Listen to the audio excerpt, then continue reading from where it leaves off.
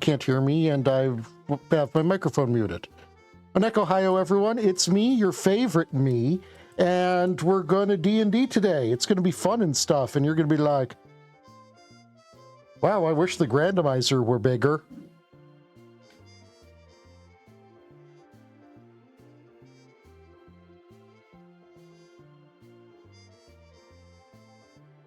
No, Mala's cheesing.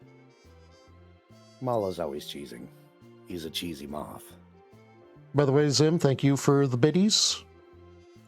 Hey, Mala, do me a favor. Can you shout out both Razim and Anika Tago, my fellow streamers during tonight's adventure? And since we're all here, I guess introductions are in order. Why is Key's thing not working?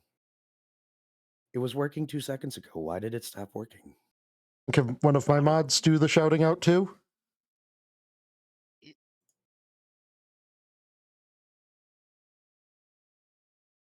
Oh, I'll fix this on the fly. While I'm fixing this on the fly, hello, I'm Drunk Dragonair. I'm going to be your lovely GM for tonight, here to cause chaos, or in this case, maybe just a quiet evening with tea.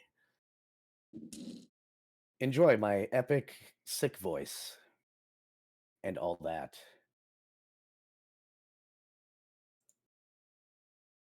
And Key.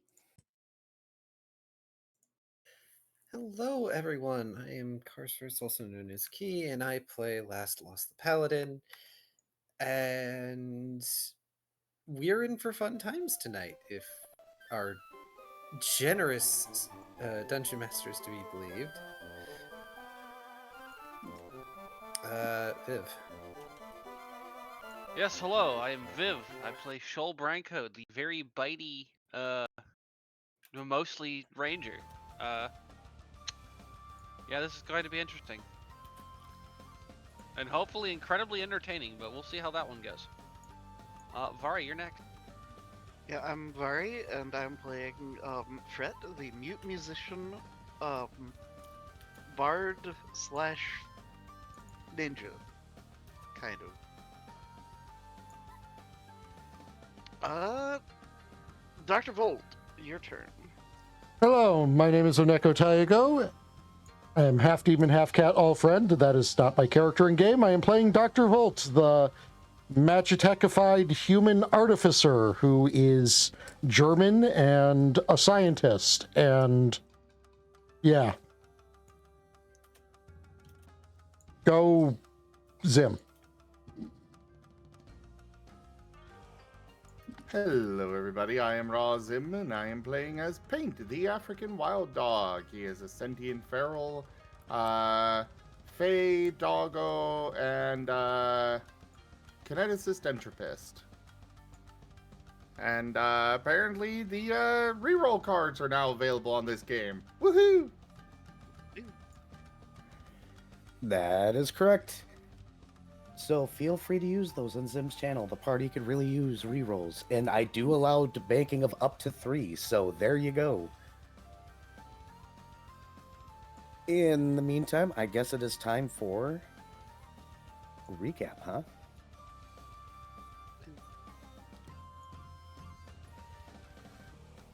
It has been a hot minute.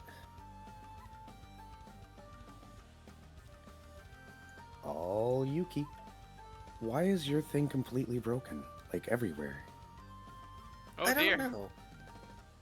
It really is broken, look at that. Wow. Even Darren is absent. I can see him Oh no, on this it. doesn't bode well.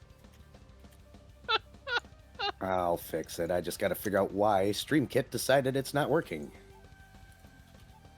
Because life as a VTuber is being scuffed.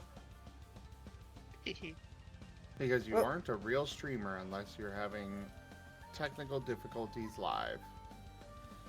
Well, while Era figures that out, time for a recap. Last time was session 27. Betty late than never. Fragment not found make their way through what accounts as customs, the prank war between Fret and the gnome continuing, and begin releasing the 30 souls they acquired to the proper authorities.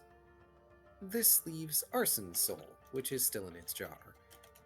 Tapping Fret's shoulder, last gestures for the jar in his possession. Once the paladin has the soul jar, he pops it open, pouring the radioactive green contents on the ground. Randus calls him, spreading the that goop pride love even oozes and further with Pride coalesces before 69. forming up into a Keep naked celebrating and very diversity and unmechanized version of acceptance in Arson. all its wonderful forms. Fragment do their best to explain to Arson his new situation, which he seems to be surprisingly unfazed by in its strangeness. He's even convinced to leave his body with Volt, but with the caveat that he gets his augments back at some point. Volt definitely did not have a very German smile on his face, as he was basically given permission to poke at a Mechalich body. Before he goes with the cough, Soul Chaperones, Arson requests a particular obsidian gemstone from the Recallers, as it was the first of his collection, and his favorite. Last rummages through his bag, picking out a silver sheen obsidian sphere from the collection of gemstones, handing it over. After all, Arson had given much aid to them. It's the least he can do. Just as Arson is leaving, Shoal stops in, saying he'll come find Arson after his acclimation is finished so they can do a thing. Cat Shark has plans, it seems. Foof finally make their way to the City of Twilight, and notice a few things different on the trek back to the wharves. There are guards, as in real guards, placed outside and upon the walls. Traveling the streets, while they notice people still carrying weapons at their hips, the tension in the air is much lighter than it has been of late. In fact, previously avoided areas have begun to get populated again. At Tooth's Bar, there's a sign outside that says there's not a bar fight in a few days, marking some things returning to normal. Inside, the team are greeted by Captain Tooth, who asks how things went on their first D-rank mission. Apparently, the Sharkman is in quite the good mood. Last explains that while things didn't go quite according to mission criteria, they at least got 30-some souls retrieved. Tooth brings out the paperwork for Fragment to fill out now that they've completed this mission. Last sits down, going into extra detail about the world they went to and the mission they had been sent on.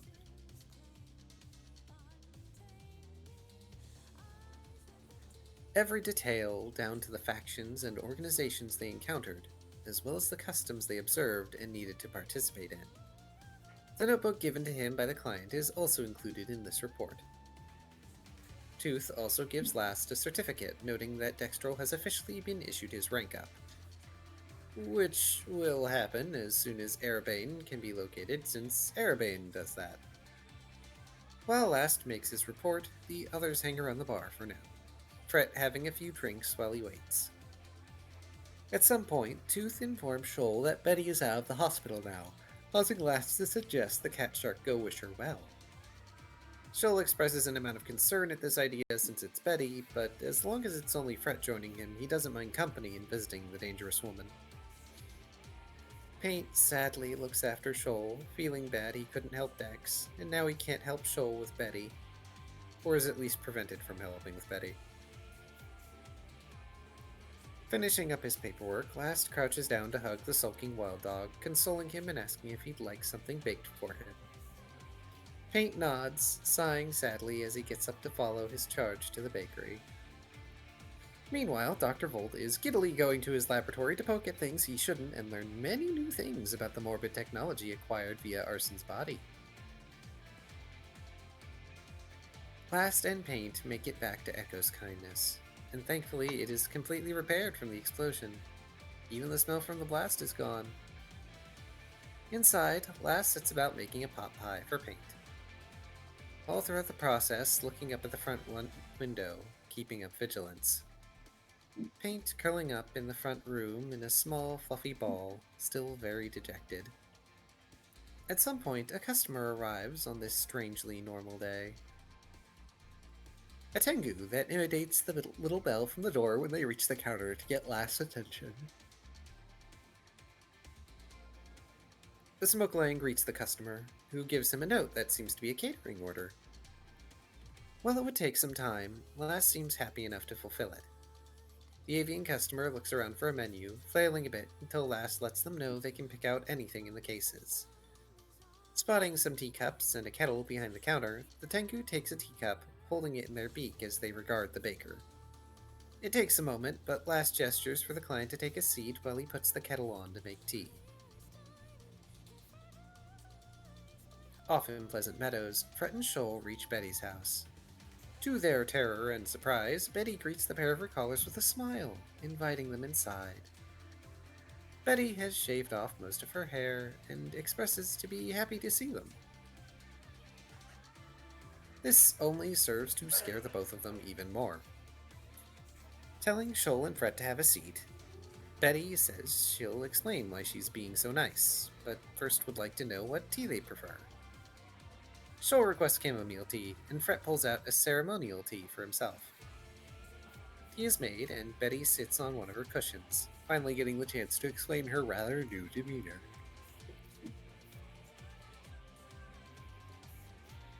Fidgeting with her teapot, she explains that she's had a lot of time to think. She feels that she's been living a double life, that she's taken both Twilight and those around her for granted. Since being hospitalized, and even after being let out, she's had the chance to meditate and return to the old ways from her previous life before things got messy. Shoal listens intently, the kitsune beside him looking sympathetic. Betty notes that the idiots living out here want to live a certain way, and sometimes that can get on her nerves. The bar reminded her of her first journey away from the monastery in her old life. She felt like she had to separate or hide each part of herself from the other in her double lives, forgetting that both sides are a part of her, and that there's no need to hide one from the other, necessarily. Betty notes that the other team members of Fragment Not Found may want to hear the things she remembers now that she's gotten the chance to clear her head. To which Fret scribbles down quickly that Betty could always come to Lost Bakery if she'd like to discuss those things. Still, Betty feels she owes Fret and Shoal, so she gets up and leaves the room, coming back with 3 boxes. At this point, she tells the pair not to worry about her monk robes, as she'll soon be back to her dresses and at the not a bar fight. She intends to reconcile her tough and violent side with her peaceful teacher side of things, and if her students don't like that, well, she'll punch them. But as thanks for the help in making her realize these things about herself, as well as helping her more directly, Betty pushes the boxes forward. Shoal opens a box and finds a pristine steel orb that sits weighty in the cat shark's paw. On Betty's homeworld, these orbs are used in several traditions, but hers used it as a part of meditation, to have something to ground oneself and put focus into it. Maybe Shoal's group could put it to use, help keep them mindful? Shoal balances the orb on his snout while Fret writes out that it's a thoughtful gift. Betty says that apparently if you meditate and put focus into the orb, it'll last an entire day.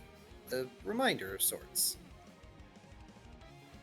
Each box has an orb in it.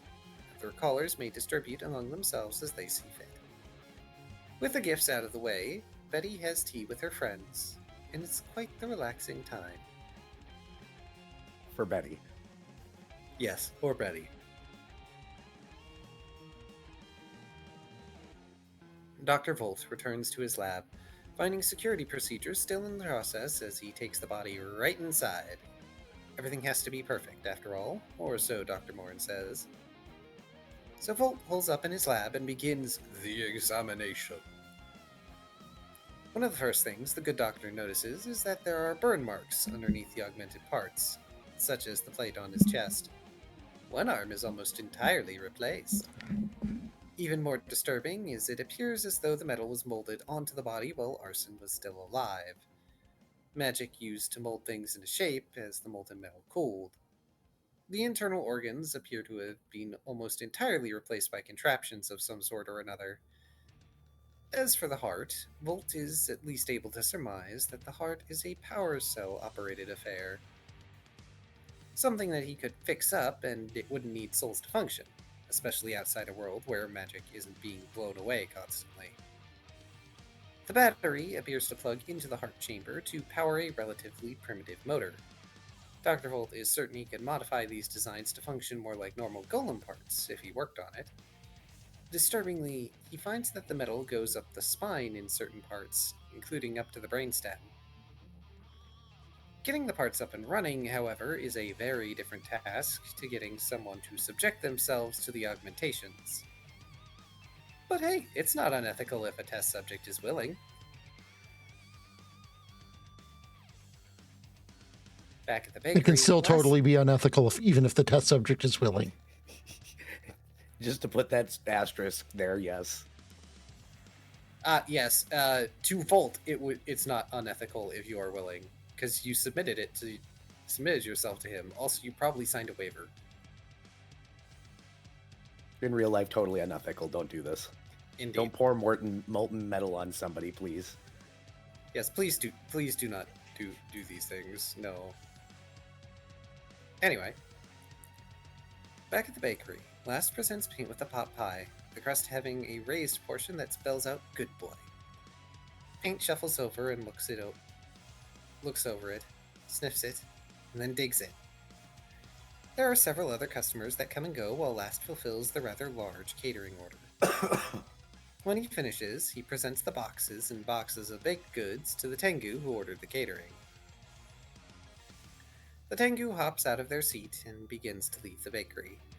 It takes a moment for Last to understand, but as the Tengu chirps and motions for him to follow, he pauses to address Paint, asking the wild dog to look after their bakery while he's gone.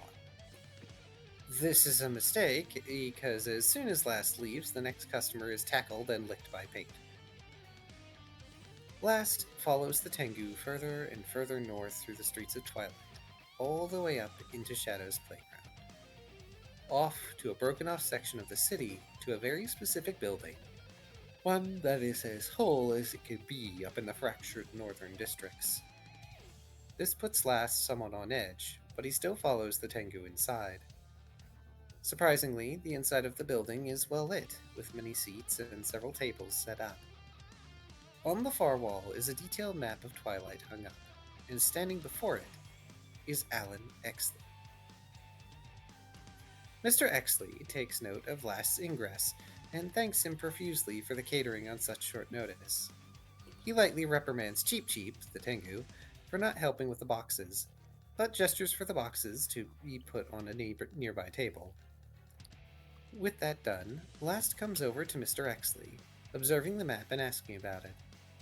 He assumes that the catering is because Alan is performing a rally of some sort, when he is asked if he knew why it was needed. It's true, Alan wanted to talk to citizens about his ideals for the future of Twilight and the districts, and indeed wants the people of Shadow's playground to be represented even if they don't feel they need it. After all, they're quite unhappy now that the games have been ended. Though for the map, Alan apparently found it in Arabane's palace once upon a time when he got lost trying to attend council meetings. Last notes that he expects Shadow's playground may have ill will toward him for his part in ending the games. Exley replies that some may, yes, and even says Last sounds like Arabane when the paladin speaks on the freedom and choice he represents, even if that is not understood. It's at this point Alan asks how Last prefers to be referred to. Last? Lost? Last lost? Does it even matter? There is a breath's moment, and Mr. Exley refers to Last by his old name, Halserath. The last survivor stands before Alan Exley, demanding to know who he is to speak that name to him. Apologizing, the politician moves toward the prepared stage, saying if they were to be friends, he wanted to call Last by the name he prefers. Sighing, he mutters about how nobody came again. Bristling a bit less, Last remarks that Alan's efforts will bear fruit, given their persistence. And so, Alan Exley makes a parting statement to the empty room on his hopes for the future of Twilight and the districts. Hopes on ensuring equal representation of all districts and citizens of the city. Once he finishes, Exley leaves a bag of seals on the table and departs with Cheep Cheep, the Tengu grabbing up as many boxes as he can carry. Turning back to the detailed map, a map that looks like order imposed upon Twilight, Last mutters about how he lost the right to his old name long ago. Taking the map, Last rolls it up, taking it and the bag of seals with him as he leaves. Back with Fret and Shoal, they converse with Betty on when it would be best for her to visit the bakery the next day. Betty thinks on it and says that any time before or after roughly noon would be fine for her, if they can figure out a good time around those wide periods. They end up making Betty choose, and she picks 2 p.m. On finishing their tea, the recallers take their leave, waving goodbye to Betty on their way out. The frighteningly kind smile of the mighty woman being the last thing they see as she shuts the door. Dr. Volt is elbow deep in the guts of his patient when Dr. Morin pops his head into the lab. The avian scientist looks concerned, hoping the patient is under anesthetic, given that looks painful. Volt informs him that the patient is quite deceased. This piques Morin's excitement as he comes inside, not so subtly hoping that the body was acquired by legal means. It was, technically.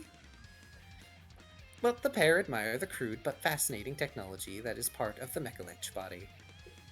Morin commenting here and there about the functions and purposes of the augmentations. When he can wrench his attention away from the corpse, he presents Volt with a file intended for Last. Morin asking Dr. Volt to see if Last would like to have more tests conducted on his physiology when he gets the chance, but otherwise is very excited to see what they can learn from their latest acquisition. Speaking of Last, he makes his way to Twilight Heights, walking the streets that toe the line between businesses and fancy places of residence.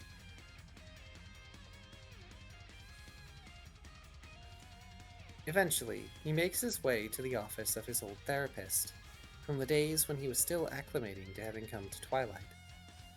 Knocking on the door, he's told, "Wait a minute," and so he waits politely. Soon after, a small person in a hoodie comes out, looks up at him, then scuttles down the hall. Apparently a patient with issues in regards to their height, as they were once one of the tallest races in their homeworld. Last is ushered in by the therapist, who asks what the honor is that brings him back here. It has been quite some time, after all. Last ponders this, then ensures his old therapist knows he is addressing Last right now before he proceeds. Asking for his files, or at least a copy of them. While this is something that can be done, Last is asked what brings this on. Speaking honestly, Last states he has someone in his care who is taking on the therapist profession, and is, in turn, functioning as a therapist to the smoke line. Before anything can be done on retrieving the files, Last asks if anyone has been in them, if his old therapist has spoken his old, real name to anyone. The therapist says he is not, and has no memory of showing anyone Last files. The Paladin takes the time to inform his old therapist that due to recent events and certain mind-meddling factions, he has good reason to be cautious. Even so, Last sits down to wait while his old therapist goes to retrieve his personal file, promising to greet their next patient with all due politeness and respect.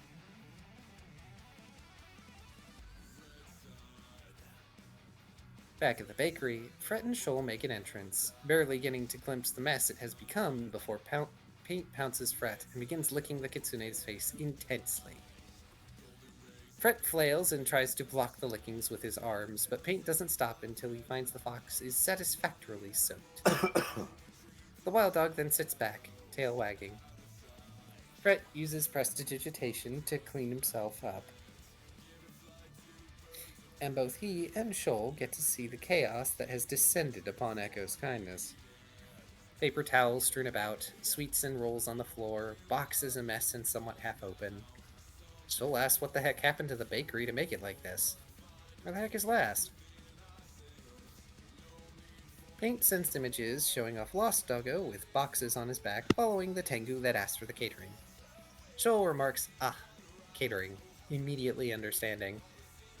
Pulling out his sitar, Fret begins cleaning up the messes around the bakery while Paint Picto converses with them.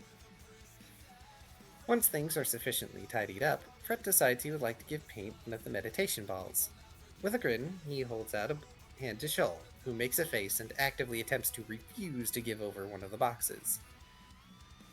Fret increasingly squints and scrunches up his face until Shoal caves in, giving over one of the boxes. Pleased, The kitsune sets down the box before Paint, gesturing for him to open it. The wild dog sniffs at the box and noses at it, trying to use his teeth to no avail. Slightly exasperated, Frit gingerly opens the box, revealing the smooth metal ball within. Paint's eyes are glued to the metal ball, slowly growing wider. After a Well, few moments, he lunges in. Sticker party, sorry. Oh no. Apparently it's Christmas themed. It's now snowing in there. Brimble stickers. And all stickers are free over on Air's channel. Yep. While the sticker party's going. Yep. Oh no. You're getting stickered. Oh no, I am ahead of whatever sticker that is. I fixed it. Oh no. Why do you all do this? Why is all the music a jam on this website? I don't understand. I know, right? I don't even like Christmas music, and this is a jam. I haven't heard their Christmas one yet. It's a jam. Guys, complete my sticker party. I want to hear this. Okay, grief.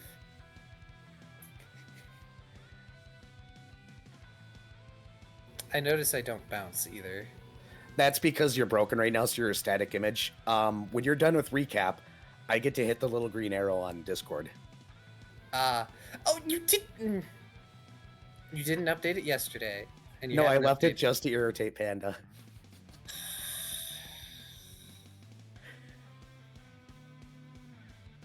So help me, you. Lol. Right. I believe the sticker party is over. I think you're safe to Okay. start talking again.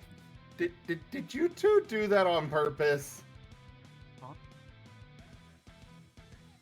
Vari and Ido just slapping stickers, and it was perfectly lined up. I absolutely that was not intended. Right. After a few moments, Paint lunges in and chomps on the ball hard, prancing about with it briefly before he lets it down, finding it not particularly chewable and such. Fred scribbles out, trying to get Paint to understand it's not a ball for chewing, it's for meditation. Pulling out his own ball, Paint sets it down between his forepaws, comparing the two balls really. There it goes That's- again. That's Zim's channel. Oh, it's Oh. okay. So Sticker party. Yep, sticker party. We'll get through this eventually.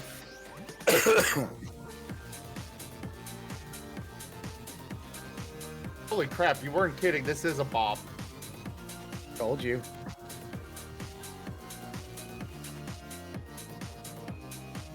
This makes me think of gummy ship level music.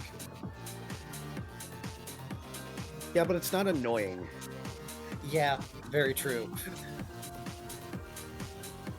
Like, every sticker party song is a bop, and it annoys me. This goes on for a while.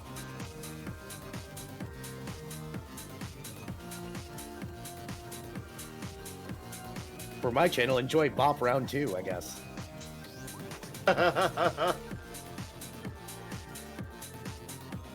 so many stickers. Yep. It's only 1,000 bits to a sticker party too, so And I don't even know how to throw stickers, so it's an extension. You just go into the channel and hover Ah. over. It should be on the right. All right, I think you're good. Key. Okay. Sorry. No, you're fine. Pulling out his own ball, Paint sets it down between his forepaws, comparing the two balls visually. Well, you see what you've done, chat? Word Word salad. salad. Yummy, yummy. Okay. I promise I can read words. Fret then gingerly attempts to balance the metal ball atop Paint's ball, only for it to slip off and fall to the floor, creating a small dent. More balancing attempts are made, but the wild dog can't sit still enough for the meditation orb to stay balanced no matter where it is placed.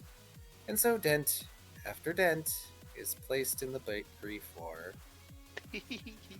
Once he realizes this, Fret panics and begins playing his sitar again to mend the floor.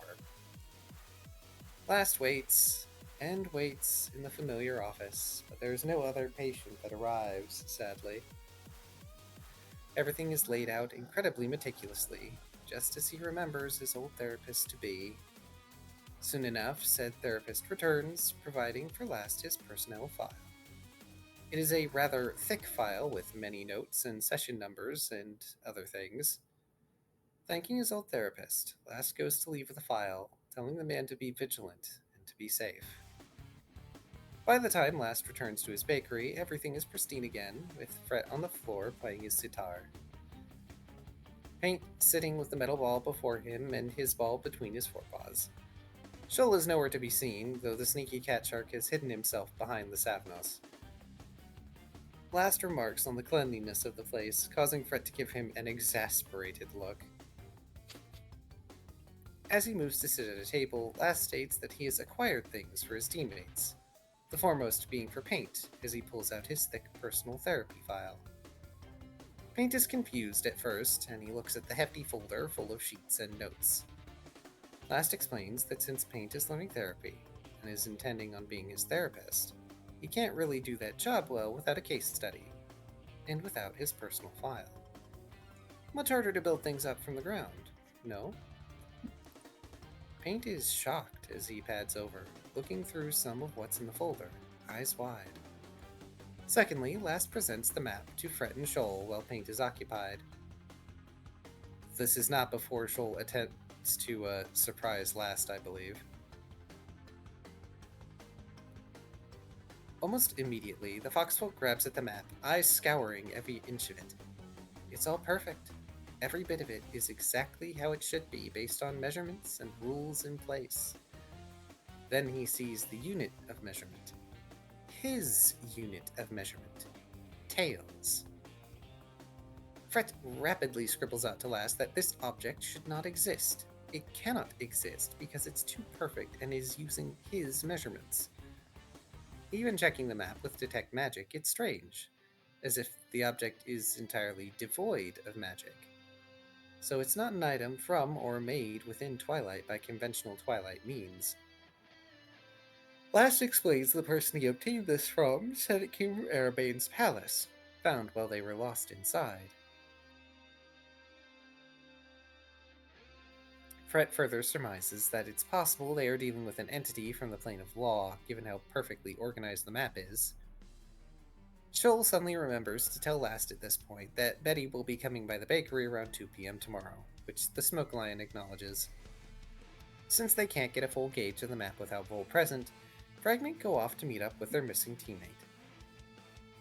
As the map is rolled up for transport, however, lines slip from its surface by some spell or other, attaching to the nearby table. This is how our future could be, Last. The words read, drawing the attention of all. Fret begins gathering the magical notes to burn away the writing. A heavy pause hangs in the air as Last notes that this is not how Exley will win him over, and he orders Fret to scorch the offending note away. And this lights the table on fire.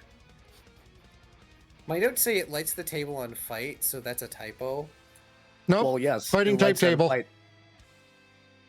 You now have a fighting type table. It knows karate chop. Oh no, you've got a mimic. No. I can't afford employees. Hello. Twilightian mimic you. Okay, it knows karate chop, but can we teach it brick break? Maybe. Are you sure you don't want to teach it seismic toss? Ooh, that's even better. Yes, no, we're teaching Depends it on seismic how- toss. Depends on if it's a actually got attacking stats or it's just some sort of tank. Fair enough. Either way, it's getting seismic toss. Joking aside, immediately Last thumps his tail on the burning table. Paint summons a watery Rex to try and extinguish the flames, And Shoal baps the tail because movement.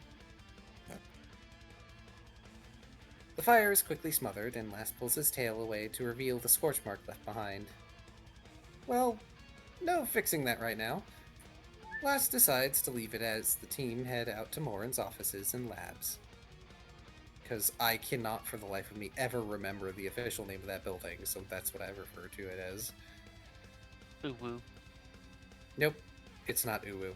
Uwu's the university. University. I'm aware. Well, oh, it's the university. No, it's Ulu. You're right. Yeah, because university starts with a U. Yep. University of the Western Uplands. At the research center, owned by Dr. Morin, they wait down in the meeting area as Dr. Volt is paged to meet up with them. Luckily, he is not covered in viscera when he arrives. On seeing everyone present, Dr. Volt exasperatedly asks what disaster has happened this time. Last attempts to deflect, only for Volt to adjust his wording on what disaster is in the process of taking place this time. At length, it is explained that the current issue is best discussed behind closed doors. So Dr. Volt takes his teammates to one of the conference rooms that are often used by the company for company laugh days, to get those evil scientists' laughs out in a group setting. One by one, Fragment Not Found filter into an empty conference room, Shoal locking the door as he enters last. The perfect representation map is unrolled for Volt to examine, and he is told to check it with Detect Magic for good measure.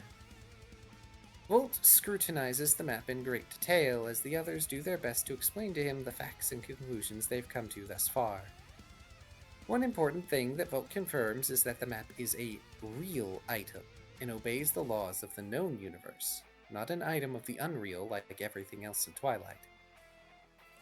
Even the schematics for the city are based on principles of the real, as opposed to the unreal and interstitial realms.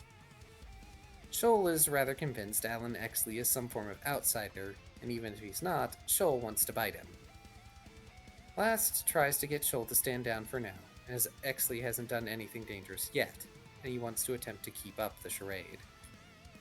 Though given the note left behind by Exley, he suspects that the man knows that Last is aware of his attempted manipulations.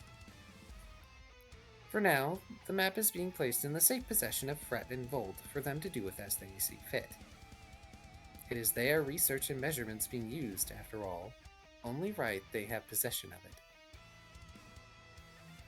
Fragment Not Found have many things on their plate once again as they have returned home to Twilight.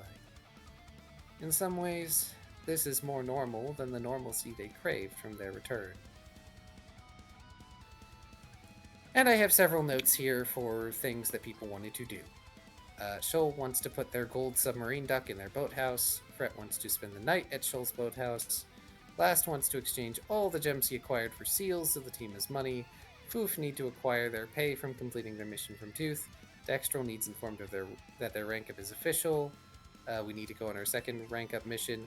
Also, I forgot to note it here, but Volt needs to give that file to Last. I forget Which file? what it does exactly. The file that was to Last, it was for the next potion. Ah, yes.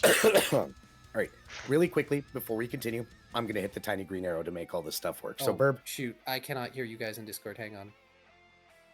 Uh-oh. Oh, no? Oh, Is Discord dying? no, it was just cause. Oh, well, I'm hitting the green arrow. I'll be right back. Okay.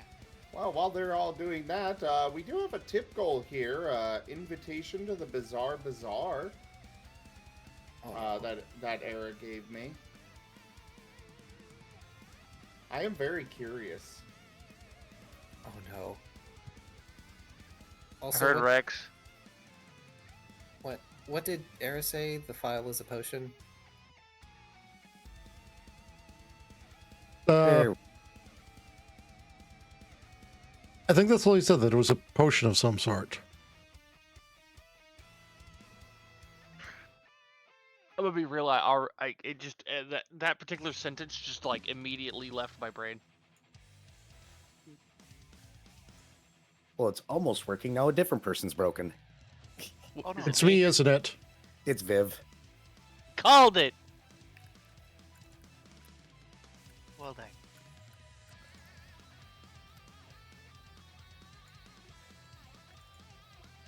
Well- I'm gonna bite the streaming. I'm gonna bite the streaming software.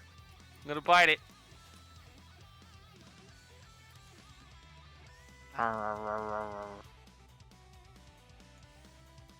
That How is does this cute. happen? Because it hasn't been bitten enough, it does not know its place. I don't know, because it's complaining that my stream kit is saying that I can't connect to Discord. But it's obviously connecting to Discord. Yeah. And everyone except for Viv. We're all. What in the world? Do I need to update Discord? Or I is don't it just think an error site? Oh no, I don't so. think so because I didn't update Discord for like literally like a year and it was working fine. So Anyways, yeah, potion thing, and I didn't know there Oh. was a file involved for thing. I thought it was just the potion, and a hey, File please with come a back. PH. Oh, Vile. I Ye- see. Yeah, ye oldie version of Vile. Okay. A beak.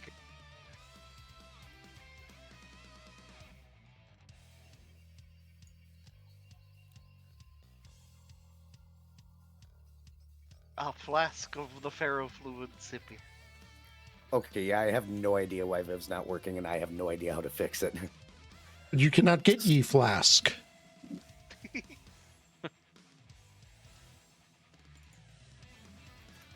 Well, you guys can all just imagine my Discord as the Elmo with his hands raised and the background is on fire.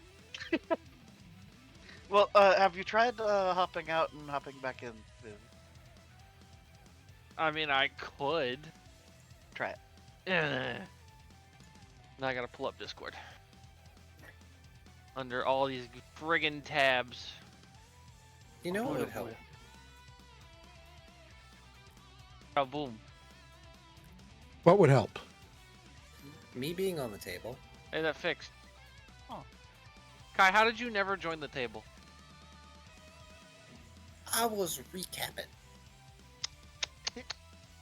Here, I'm gonna try this once. Okay, I don't know why it's not working, so I'm gonna do this. Just put the cardboard cutout of Viv in the place of Viv. I mean, no, wait, no, it shows on the, where's it? Oh, fuck. I hit the wrong button.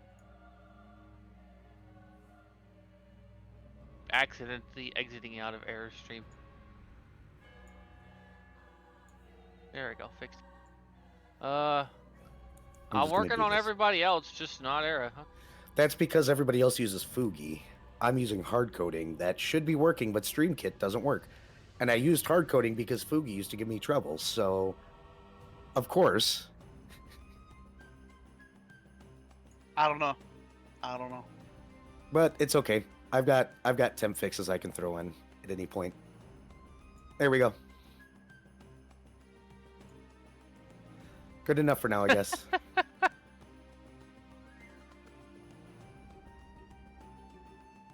All right, so there we go. Good enough for now. All right, ladies and gentlemen. Yep, you guys had a rather eventful day, and it sounds like everybody was winding down. You guys had a few things that you were going to do before. Or does anybody want to do anything before basically going their separate ways until Betty shows up? I do believe that Fret would like to visit the world mirror. Sure. And watch some kitsunes doing some things potentially. What kind of things? I don't know, whatever Pain's doing.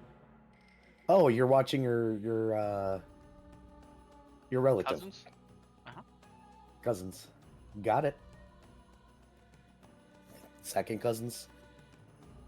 Oh, with it. Shaw is going to... I guess follow Fred. Dr. Volt, I'm assuming you're going back to work. Yeah, that sounds like the wisest of ideas. Yeah, you got a metal portion of a body to remove. Gotta give him It's gonna back be his fun. implants. It's gonna be fun to debone these implants, Debone Quite- him like a chicken. quite Mm, literally. boneless implants. Yo, can I get that arson? Boneless. I was about to go for the boneless arson, and I heard you leaning forward against that microphone, and I was like, "Yep, doing it." We shared the brain cell. Is Volt going to give Last the vial, or is he going to Yeah, conveniently Dr. Volt forget? will deliver the file to Last.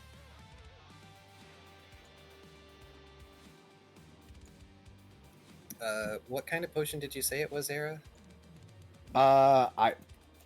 We got to look up the list, and we forgot to. Okay, well, it is not a big deal. It's not going to be used immediately anyway. I'm just going to call it the vial of Last Juice. Yeah, for now. I remember I sent you a list of augmentations, and you chose one of them at first, and this was you getting to choose again. But we'll look into that later, I guess. I'm sorry. No, it's fine. We have been busy. It's holidays. Yep. Anything else, though? Anybody want to go anywhere particular or do anything specific? Last is going to go find Dextrol and tell him that his rank up is official, so he can actually do that. Oh, good. Dextrol is more than happy to have his rank up. He asks when it's going to come.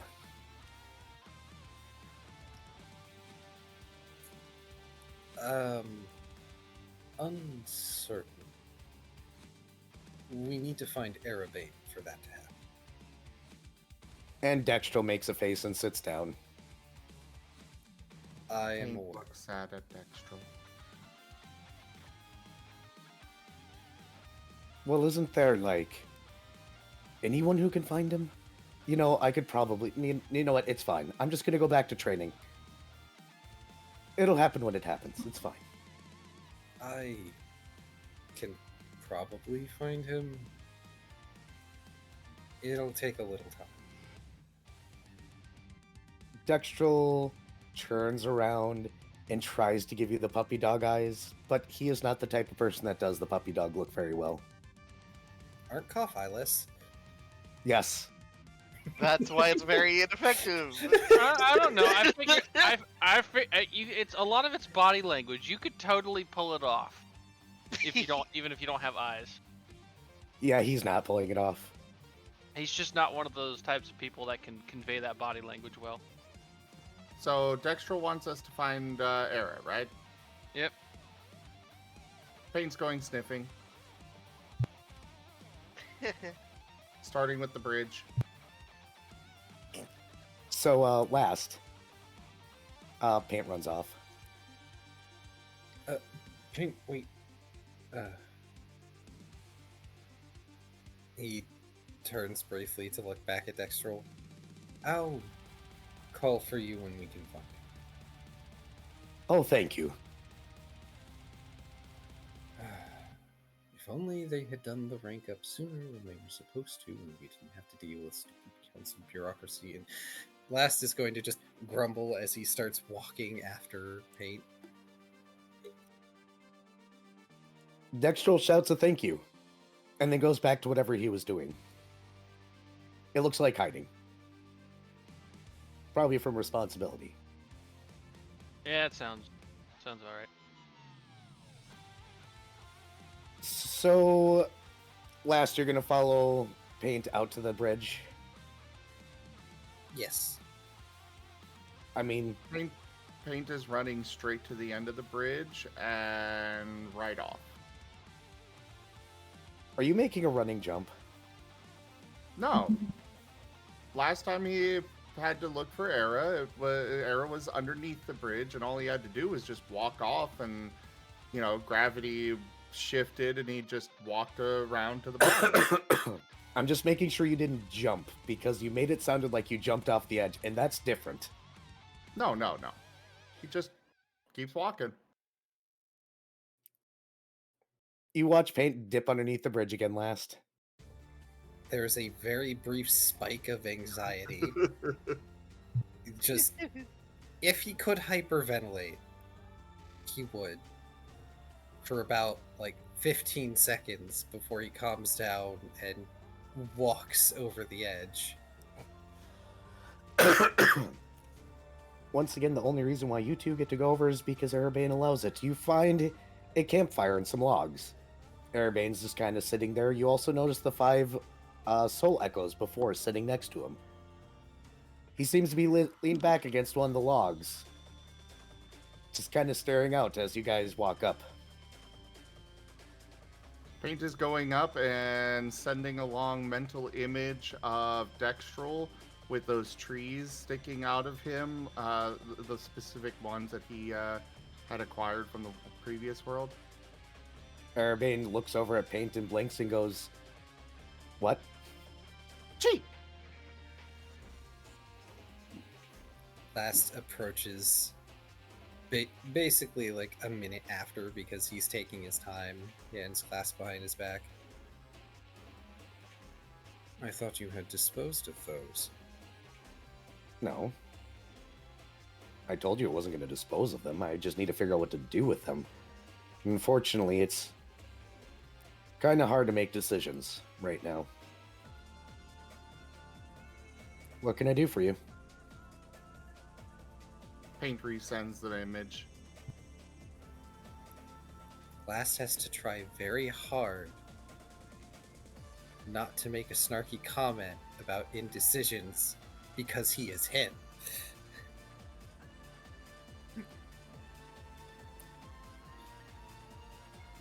Dextrol has gotten the appropriate paperwork done for a rank up, or however you might put it for the cough. Oh, is that all? Yeah, I can help with that. Might as well have a seat, though, for a moment. We got things to talk about. Paint squints at Era, but takes a seat. Should I be concerned? No, just updates on current goings-on, among other things.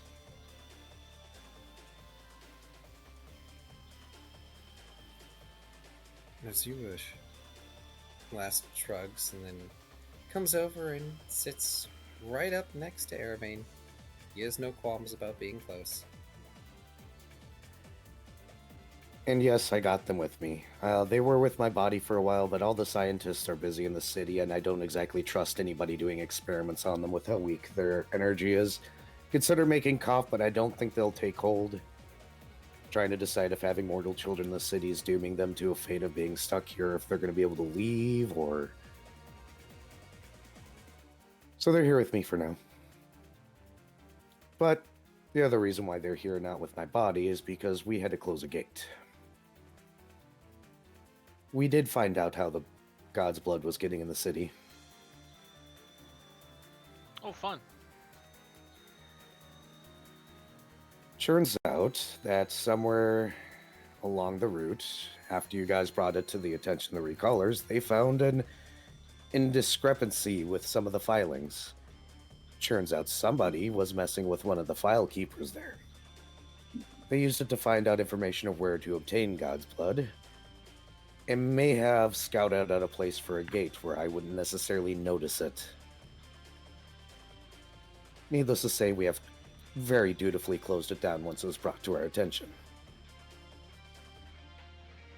I'm telling you this because the recallers aren't planning on telling you. They're planning on dealing with this on the upper levels and with the guards specifically, so I didn't know if the information was ever going to come down. I appreciate you keeping me informed. Especially since there seems to be an active movement to try and keep me in the dark. Well, it's because you're my paladin.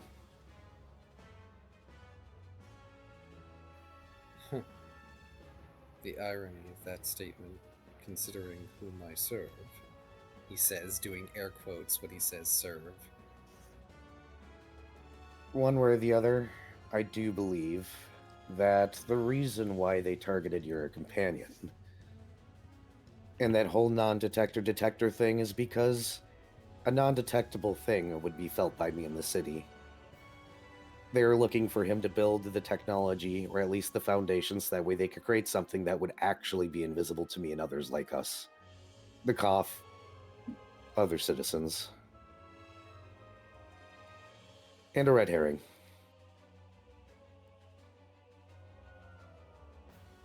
It's not their end goal, but it would be useful for them to be able to move unseen.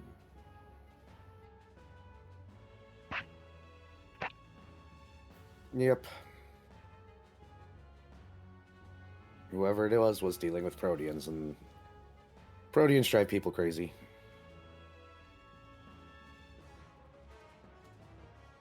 So we have noticed.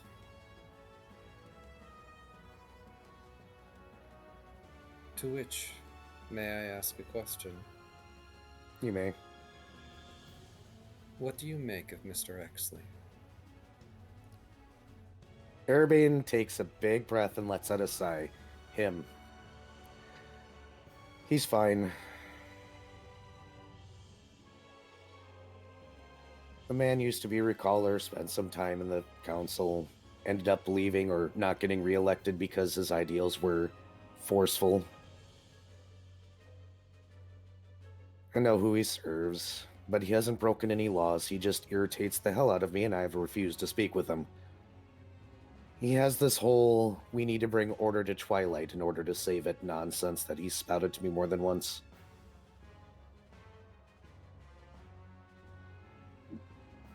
Keeps on bringing gifts from them into the city. Ah, like the map, I assume. Oh, not another one. Paint sends along a, image of the map. Yep, he's done that twice now. Granted, I did give him freedom to leave and come back, and he's been very open and honest about his dealings with them, so I've had no reason to really suspect of him any ill-doing. He's still irritating. But if he gets elected, it's what the people want, right? Well, he has a battle ahead of him. He's chosen one of the most difficult districts to try and be elected to. He's a very intelligent man. A very stupidly intelligent man. I think my concern is that Mr. Exley is a little too focused on imposing order. What he should be focused on is purely making sure that Shadow's Playground gets its representation. Which, not necessarily behooving to him, includes giving voice to the chaos they represent.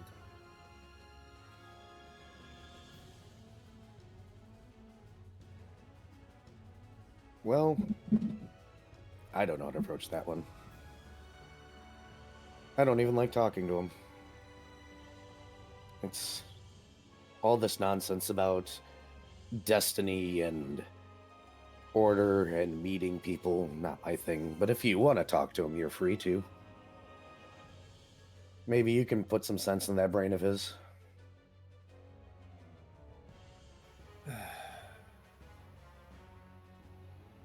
I'll give him this. He's polite, and he's not exactly dangerous.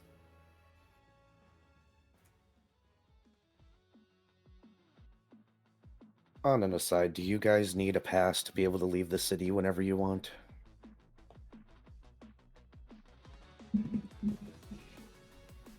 Is there a reason you're offering a pass?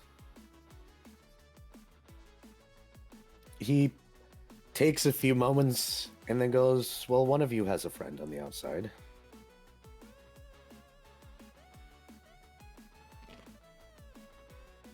Paint is tilting his head in confusion. I figured Fret would like open license to be able to go and visit his friend whenever he wishes. Last slowly turns his head, looking somewhat confused over at Arabane.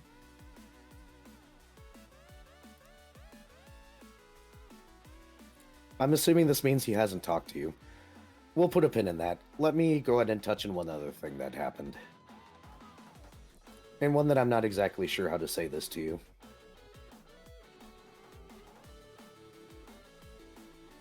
The Proteans built a tower outside of our little blip. And they were wrapping strings of fate around it to bend it to make it look like things people wanted were out in the in-between. A dangerous place to be. It's destroyed now. But the strings were real. Why would they be drawing souls into the interstice? To get him out of the city, probably. The only thing waiting for souls outside of the city is the Unravelers.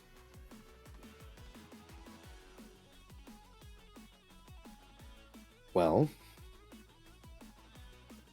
I'm not sure. I don't claim to know everything.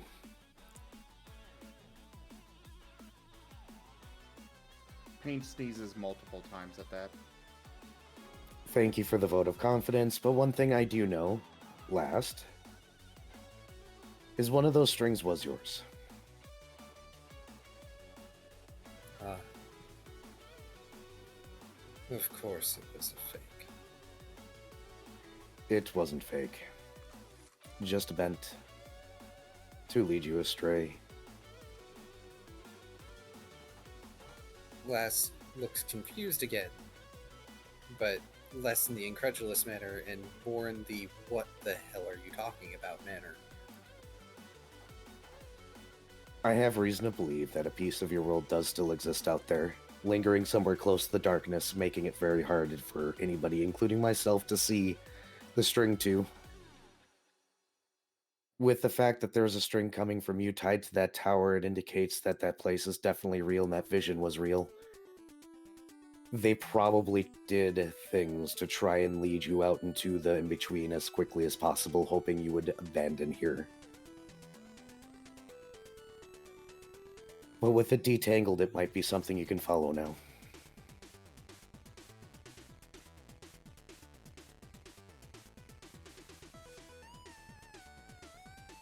Paint is sending along a mental image of him looking around for a string that is laying on the floor nearby.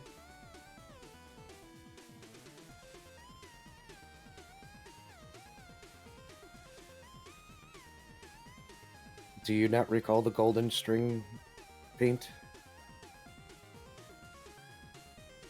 He nods at that, but he sends along the a vision of Era's glasses, and then his own face without them. Yes, you can't see it again, but Last has methods of following that. Again, should he care to, he can go to the world mirror and probably zoom out and ascertain quite a bit with help from your group. Paint is biting on Last's hand and tugging towards the end of the bridge again. I don't... Paint, please. Just a moment. He grumpily lays down. I don't know that it would be right to impose on them like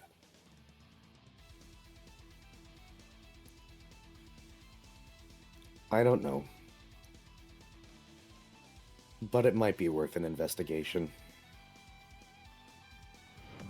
Rank up. Hold the line. This hamlet shall not fall. Kenku raided my stream with 8 viewers.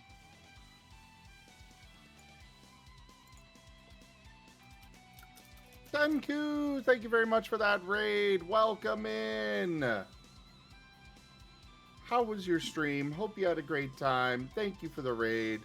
You guys have come into the middle of Recallers of the Lost Pathfinder. Thank you. Hope you had a great stream. I'll be in the chat from here.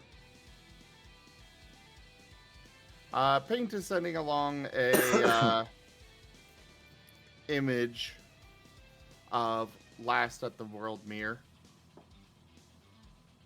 And he sends it over and over and over and over.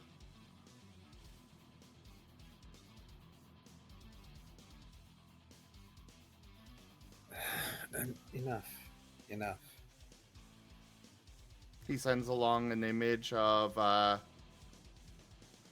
multiple smoky wild dogs all bouncing around in a group happily. A generous I said, Oh. Thank you for that tip, Kenku. Tip Thank you so much. Ooh, close to tip goal, right? Yeah. There is a Last- tip goal. there is. Last is going to wave a hand somewhat dismissively. I said enough. Right. If we go to the mirror and do this, we go to the mirror and do this. But you need to understand that I don't know what waits us there.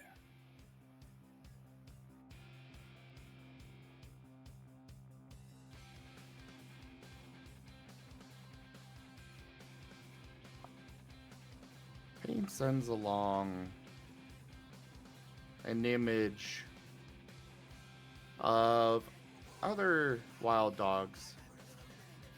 And you get the sense that that was his pack. And a sense of longing goes with it. And he sends along Cliff with Doggo Last on one side, and across the ravine, the smoky wild dogs as well. And then he brings into that vision the world mirror, but kind of turns it on its side like a bridge across the ravine.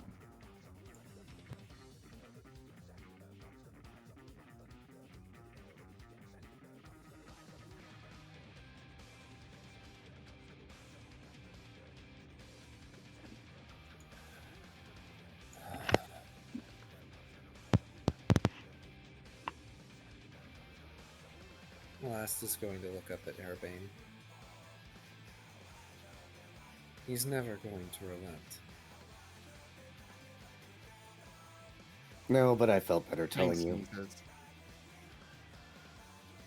So, well, you have a hard choice to make. So do I.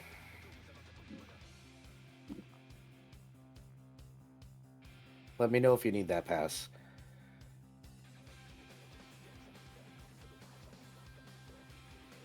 I'd appreciate it.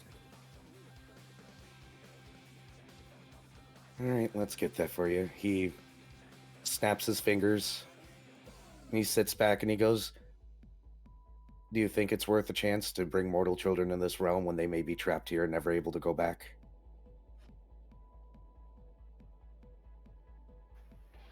I don't know.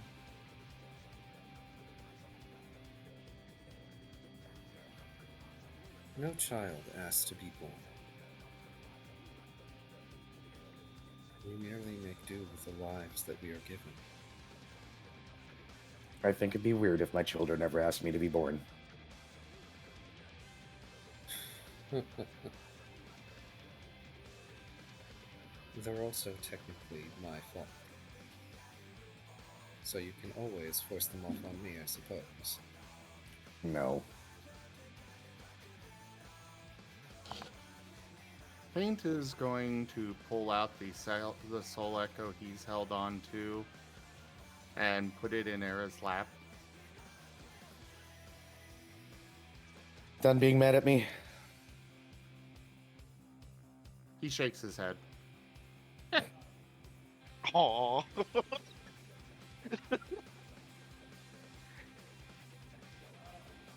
Funny. He sends along images of all the things that he's seen since coming to Twilight. And with each thing is just a sense of wonder and excitement. He's sending along images of him running around, sniffing at everything, seeing so many different creatures, so many different things that he's gotten to taste and eat.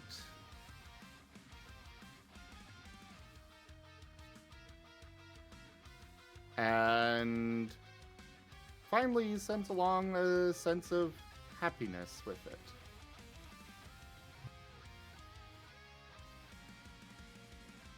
Different perspectives. This is your salvation. This has been my prison.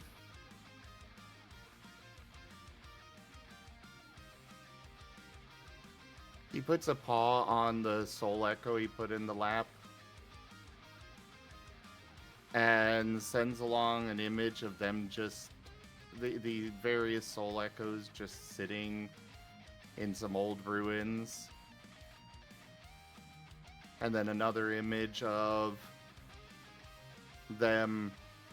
They're basically glowing wild dogs running around, tails wagging, looking at everything.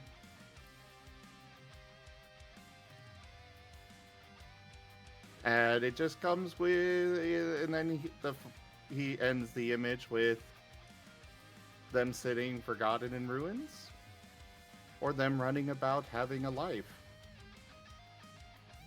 The thing you don't understand is that should you have left them in reality and they sank into the darkness, they would have come back the next time round for another chance. That is unfortunately not a choice anymore. But don't worry about it. I understand your point.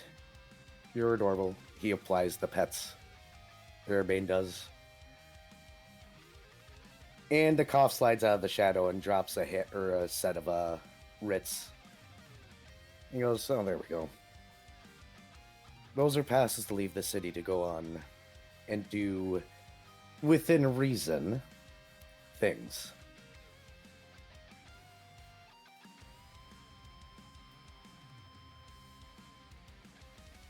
Things.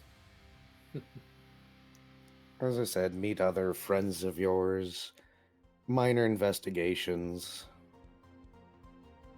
Don't be gone too long. I do not want to have to chase you down. When have you ever needed to chase me down? Urbane slowly turns over at last, and gives him a look and goes, I know what I said. I know.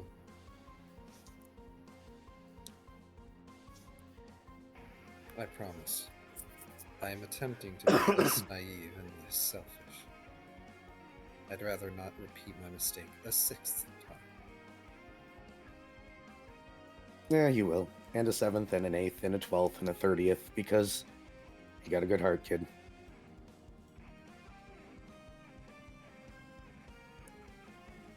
Out of character, I know how insulting that was.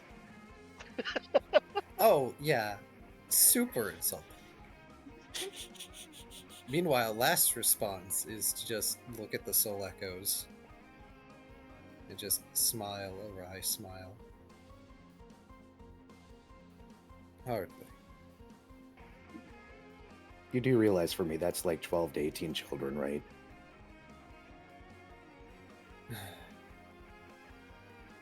Great, well now I actually feel bad. Paint is just wagging at this idea. I had a twin in life.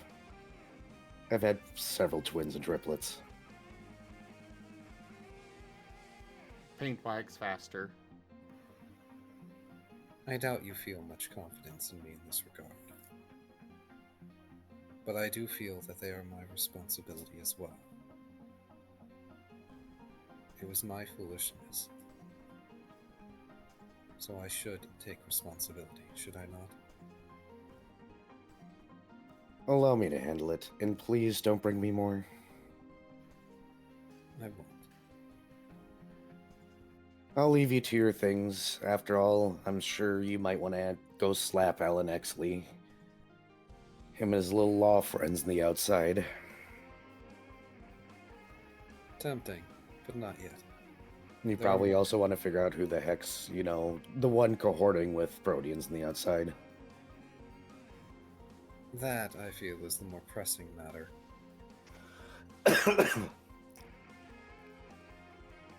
Good luck. Lots of red herrings. Oh, by the way, Alan likes to spout that he knows things that even I don't. How fascinating.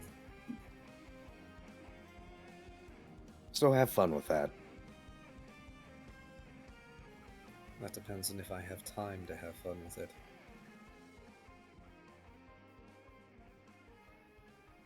It's funny. Last gets up and stretches a bit. Here I was, distracting myself doing so many things, and here you are, giving me so many more to do. Airbane gives you that look and then goes, so you want to know about a lot of things to do, huh? With that joking, I'm about to give you a bunch of work tones.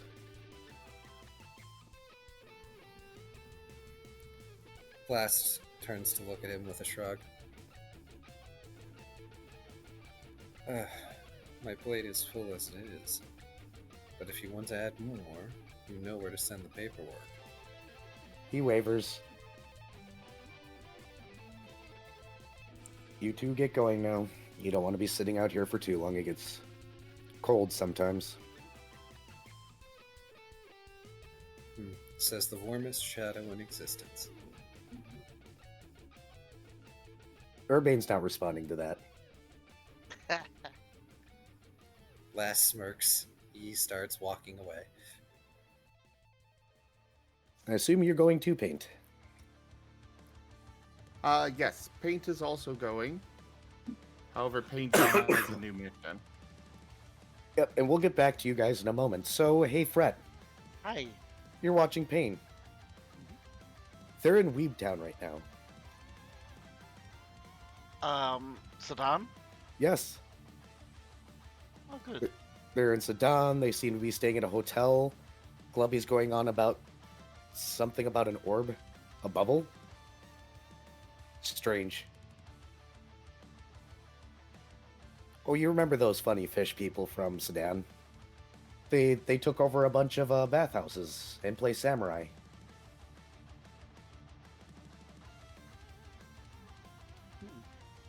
Okay. Shrek kind of has a look of mixed feelings about the fish people. Me describing the other game to the person that's in that game and was there for that event. Uh-huh. But, yeah, so, effectively, Fret and Shoal are just sitting at the World Mirror, doing the equivalent of watching Saturday morning cartoons. Pretty much. Hey, Dr. This is Volt, fine. Yeah. I need you to roll me your Artificer skill because you're beginning the process of dismantling. Okay. So, which skill? Whatever you use to create your magic devices. Okay. I think it's used magic device, but I might be wrong. It doesn't actually have a roll. So I'm just going to use my craft skill.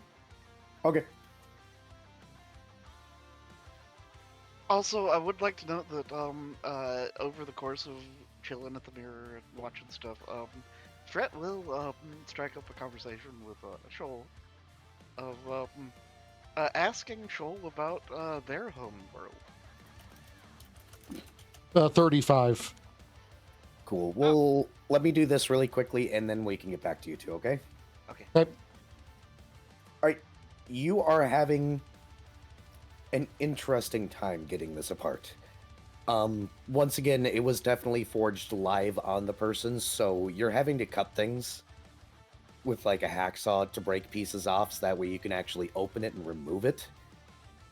You're seeing a lot of areas that you can improve the design to be less one piece. Getting the bones out sucks. I would imagine. But it is definitely interesting to see molded metal molded by magic in a way such as this. It reminds you of 3D printers. Except a lot more painful.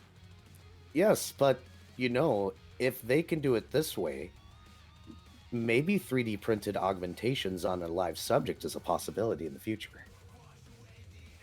Ooh, that's an interesting thing worth considering. Me giving Dr. Volt terrible ideas. Indeed. Did you have any questions about anything that's going on with this, by the way, now that you've gotten him apart and you can look at specific things closer? I mean, not necessarily. I mean, how it... The big question is, how did this primitive magical technology keep this guy immortal? Because that's impressive. You're pretty sure they turned him into a half golem and he stopped aging. Based Oh on yeah, the no, mechanic trees. Go ahead. no, you've explained that part. Like, yeah, that's basically what Dr. Volt is investigating. How this managed to create a An half immortal golem being. without the elemental spirit inside of it. That's next to impossible to control. Oh, that part. Life force. Just powering it with pure life force. They even went through the trouble of removing his soul after all, so they probably thought the soul was in the way of having it in here.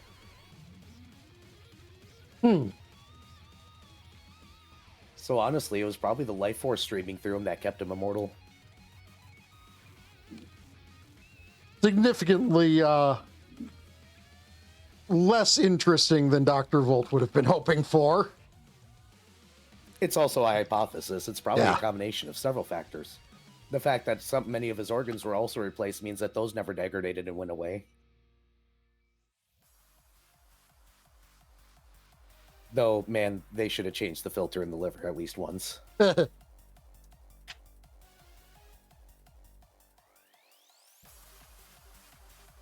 is interesting, though. They did remove the soul.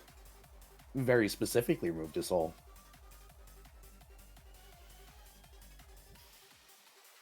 But yeah, we're aware of where his soul went, right? Because that's why it's here now.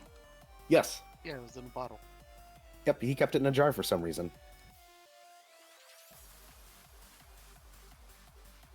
Simple kinda weird says they let him remember do to it. Simple says remember to change the liver filter every 5,000 miles. Yes. But like Any other unironically, the liver is basically the filter of the body. So yeah. Yeah. Yep.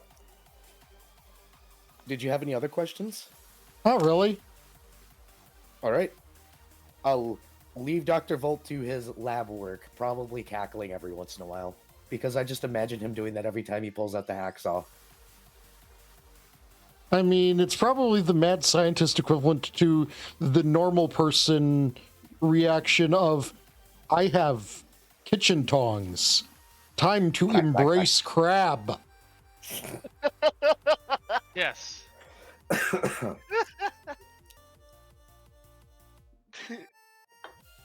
All right, I will pass the floor to Fret and Scholl so that way they can have a discussion. And I'm going to BRB because I need a drink in the meantime. Yep. So asking about Shoal's world. And kind of encouraging Shoal to show him in the mirror. I mean, sure. Shoal's going to just concentrate, and so the mirror shows a view of his home planet, which is a ocean world. There's not a whole lot of landmass.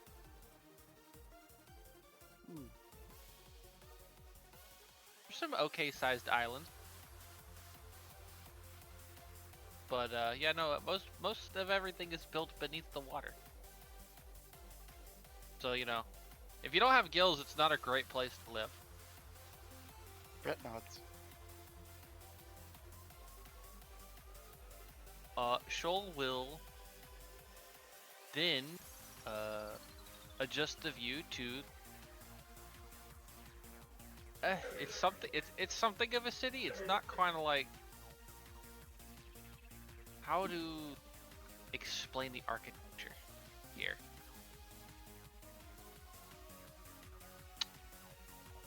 Come on, brain, work. You can think of words. I know what I can picture it in my brain, and I just can't think of the words to describe it. Go me. Come on, let the tic tac kick the corner. I have at least 3 more than Nova does. All right. They're just all missing. Oh no. My brain is in the process of doing something, and it's stupid. Oh no. That is normally the case, but not currently. So, here's the question. Yes. Uh-oh. Brett likes tea, right? Does Shoal like tea? Like to Tea. tea? The drink. Shoal likes it more than he likes most other drinks. But since he's like a fish, can he like breathe the tea?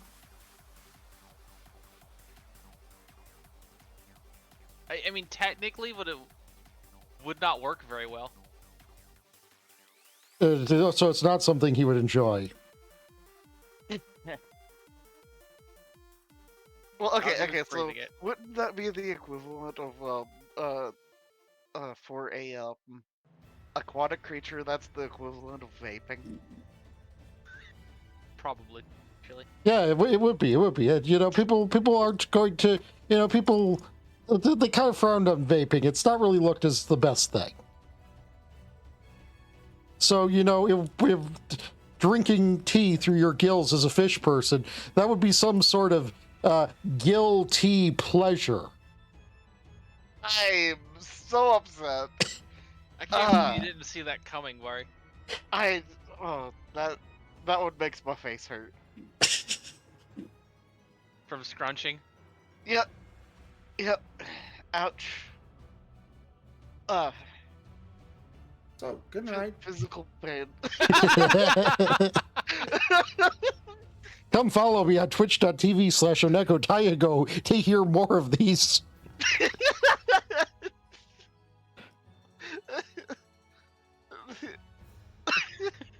My brain just spends the suffering in his laugh. A portion of its processing power doing this for no reason. No one enjoys it. Not me, not you. Just suffering everywhere, and my brain is stuck producing it. And since you're producing it, you might as well share it.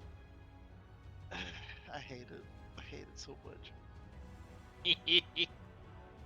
Okay, so most of the building, 1 to 2 story buildings there are, a few hundred feet below the water, are made of coral, which is sung. It is through songs. It is shaped and essentially grown quickly the shapes that they wanted. So you will see a lot of housing is egregiously colorful. And I apologize to cut in here, but I was pulling a drink when I heard that pun out of the fridge, and my body made me walk down in the basement. The direct opposite way of my PC.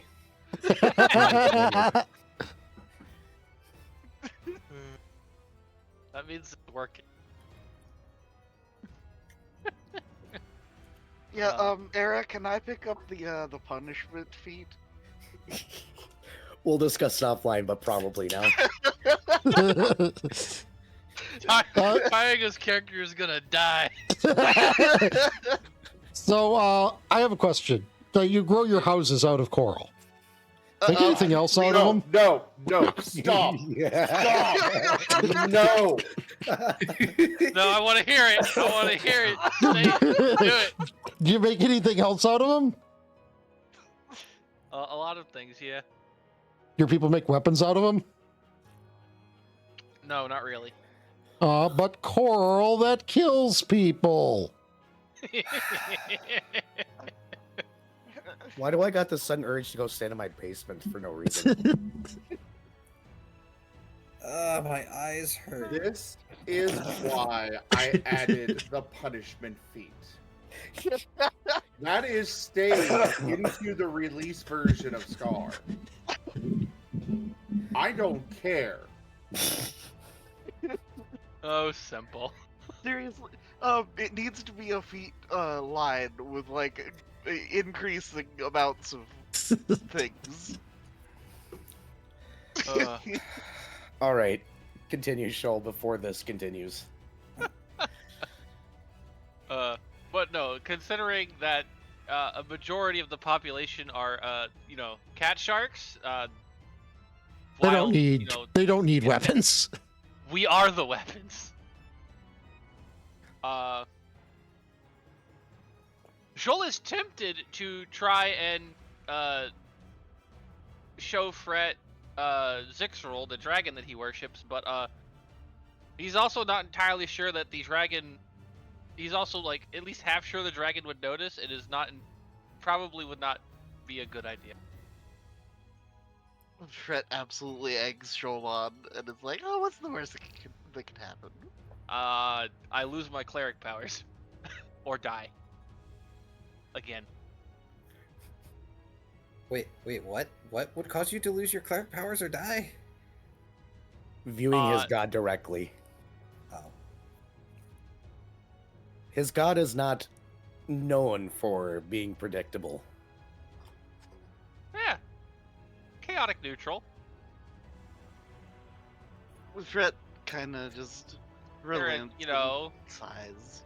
They're well past the tier of ancient worm, and they're a brine dragon. And they rule over an ocean world. What's the worst that could happen? Fret will inquire about other brine dragons, and is curious to see one. Sure. I actually don't even remember what the darn thing looked like. To Google. Yup. Ding. Picked it. Do. They have neck frills, shiny scales, and fin. Yeah, and as previously established, there's a non-zero chance that gods can just walk through the god mirror and end up here because they want a tour. Wait, so are Vaporeons technically brine dragons? Yes. Did you know? Put that silence. Put that away, Diego. Silence, scientist. we need the silence brand meme, but it's just silence and it's Taigo's face getting lasered. We need Art Brian around for that. Also, thank you for the sub, Loberon. I appreciate it. I am not cute. Nope, you're definitely cute. Well, I have seen you in person. I can summarily say you are cute. I am fucking not. You are too. Yeah, no, you're kind of cute. You are kind of cute, Viv. No, Key is kind of cute. Razim is kind of cute. I look like I ran into a frying pan at 80 miles an hour. Yeah, like I said, kind of cute. Moving on. Yeah, like. Okay, A generous bestowal. so, pugs are cute. They're in cat tip $10. I was thinking it, but wasn't gonna say it. Thank you for the tip, Vari. The message with it is not appreciated. Did you call him cute? I did. But we're halfway to the tip goal, everybody. You guys really should finish that. It might be a very large boon to the party. We do need the money. All right, let's. The money does help with rent. But yes, no, I am now ruling it that baby brine dragons are basically Vaporeons.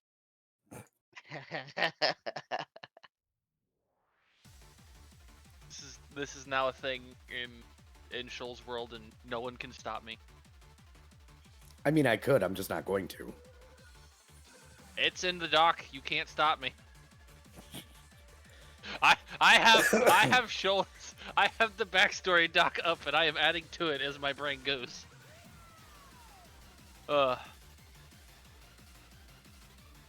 Nice. Yes, simple. Yes. But yes.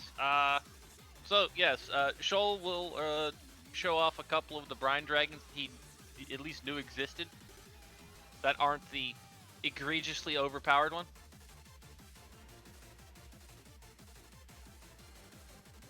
So, you know, finny underwater dragons that you really don't want to get clawed or bitten by the way. Very bad for your health. Considering there's so much, you know, salt crystals and whatnot coating them. PSA. Dragons are bad for your health. Yeah, these ones a little bit more so. Also, you know, if any of y'all have played Scarlet and Violet, think of Salt Cure but worse. Oh. I liked that move. Oh, it's a great move. It's literally just a, hey, every time I hit you, haha, save or be stunned. A friendly reminder that what's the knuckle stack? Yeah. Yep. Or Garganical? No, I am thinking. No, I'm not. I was thinking the middle level. I'm thinking the middle evolution. Its Pokedex entry basically says that it shoots bullets made of salt at you to mummify you from the inside out. That's terrifying. Uh-huh. Yeah. Oh yeah, the Brine Dragon bites drain strength. Ooh, that's a spicy meatball. Yep. Yes. It's, what, it's like a 1d something strength. One. So. Yeah. I love drain moves. Also, they get a specific ability for capsizing boats. Of course. So that's pretty neat. I always thought that was funny. So, Paint and Last, are you guys actually going directly to the World Mirror? Paint has a different quest now.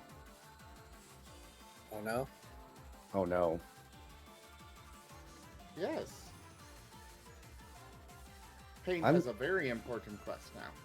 I'm terrified. Why? Because I'm terrified. He is looking around shops in Twilight and dragging For? Last with him. He For? is looking for a shop that has blankets. Oh no. Blankets. Not overly hard to find. Great. He's going to go in and he goes up to the shopkeep and sends a mental image of a giant blanket that covers the shops, the shop itself. The man's going to stare and be like, I could make that, but why? Do you need a blanket for like a dragon? Sneezes. Oh, I see Era what's of going blank. on. Era said that this place was cold. Oh boy.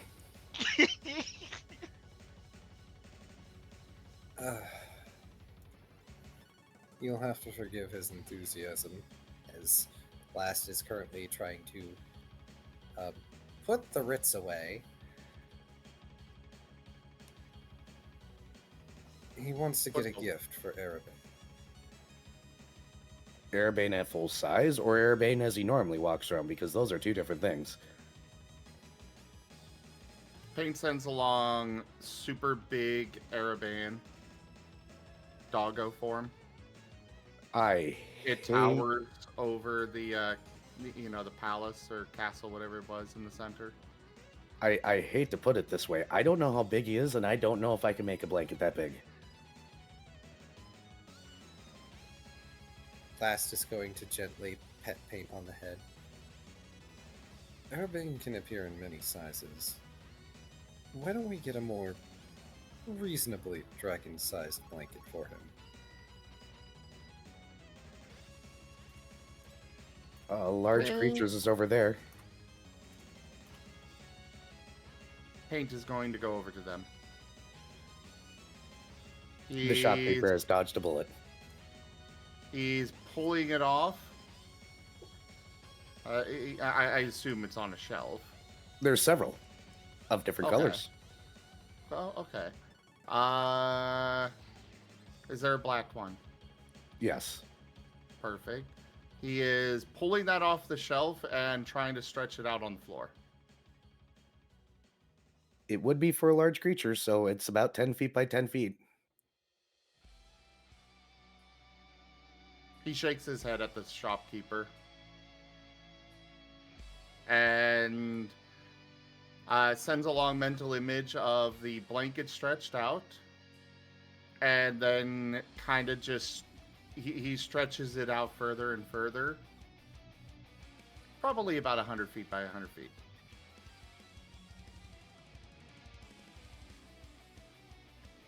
The man's gonna slowly look over at Last. Last is going to shrug. In fairness, those blankets would only barely cover a large creature. Paint sends along an image of Era's tail as well. Just going and going and going and going. I think it would be easier if we didn't add Arabin's tail to this equation. Paint shakes his head.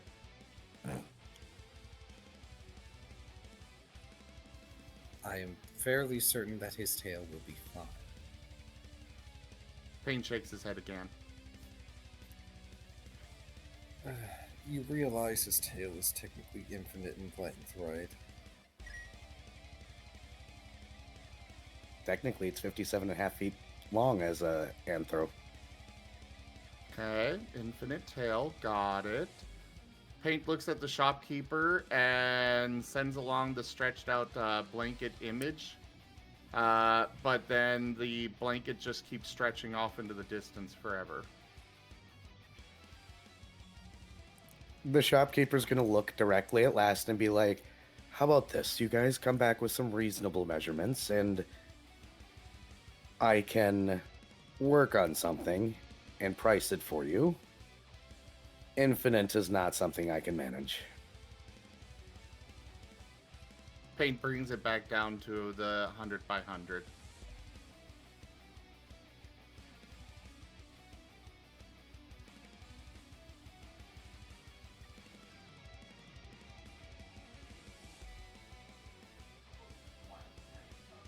He's just staring at the shopkeeper.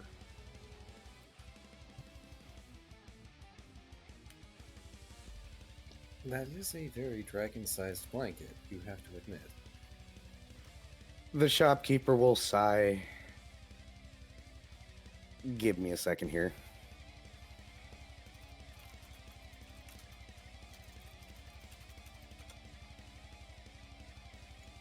As Era has to do math to determine the price of a 100 foot by 100 foot blanket. Yes.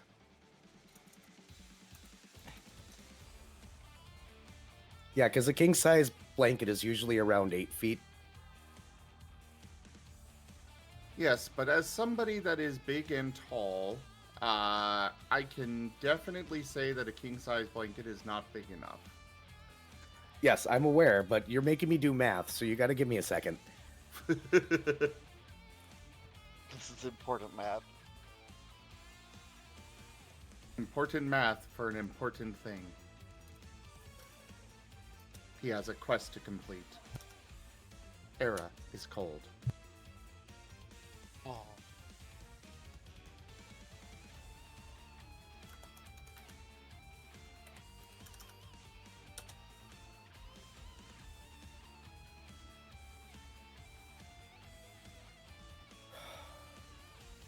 How much are you willing to spend?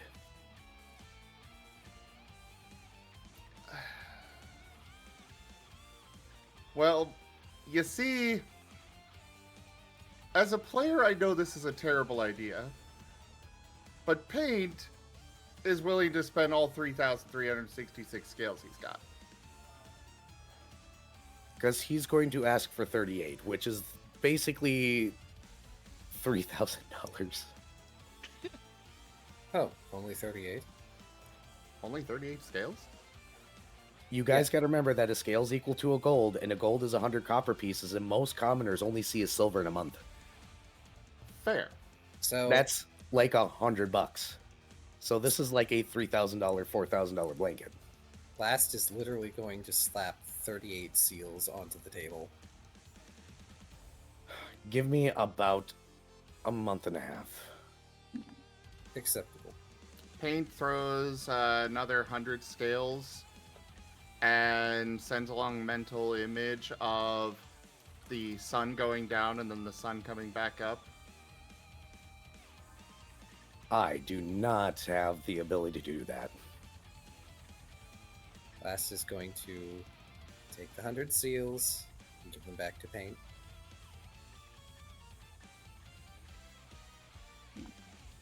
The blanket is paid for. It will take time to create. Much as time is strange here, things are not instant. You and I both know this. Paint squints and then has an idea and goes out and sits on the sidewalk outside the shop. Oh no. He's doing the Futurama meme. He's going to No. attempt to re-Futurama meme this. Yes. Give me like a minute to catch up on notes, because Last is going to, if he has to, pick up Paint and start carrying him. I just Paint imagine is- that you pick him up like a statue. Like, he doesn't move. He's so stringent and committed to the bit that you pick him up and he's still in the sitting position even as you throw him underneath your arm.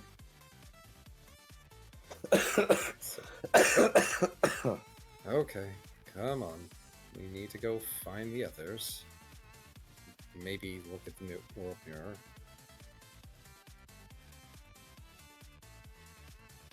Paint is focused on ignoring the passage of time. Enjoy your statue, dog. So off you go. Looking for the others. Whom are you going to seek out first? Well, I mean, you could also take the rest of the afternoon off and wait for Betty's meeting tomorrow, too. yeah. It's like, he thinks about it. He really does. And honestly, he really could use a break right now. There's just so much that is going on. Of course, a Protean has gotten involved. Yeah. So, what's going to happen is he's going to end up entering the plaza and pause, not even necessarily registering that Shoal and Fred are there, and he's going to turn down another street so he can start walking home. Lol. Yeah, but Paint's going to stop committing to the bit as soon as we're near the world mirror, and then scramble to get out of Last's arms. Nope. Paint is trying to bite the smoke line. Roll an attack.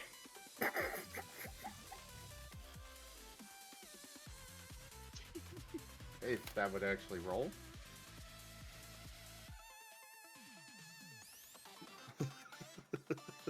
Oh. Baby Jaws cannot bite like Shoal can. 9. I don't think that breaks last I think AC. I don't think that hits touch AC.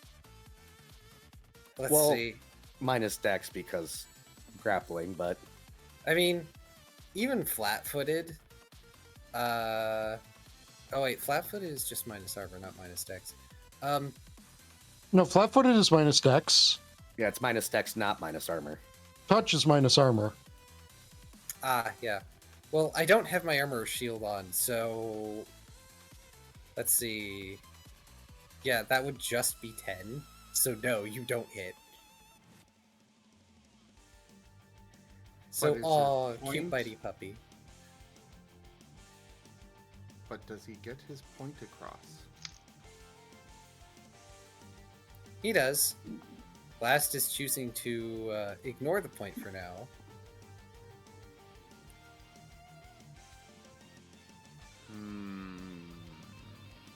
It is past your bedtime.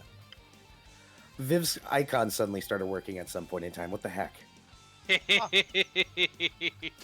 I wasn't saying anything. Continue. Paint shooting a cold blast at various signs and lamps along the way. Just randomly. Yes. Okay. Yes, yes. Throw a tantrum if you wish.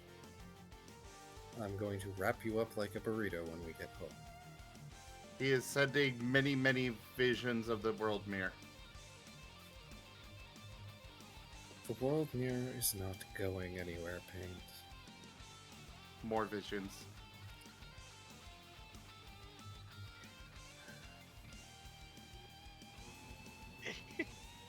We can wait until after our meeting tomorrow, and then we'll see how everybody feels. If you keep acting like this, I won't let you sleep on the bed. Condemn him to chair. His most vile enemy. Yep, wrapped up like a burrito and placed horizontally upon a chair.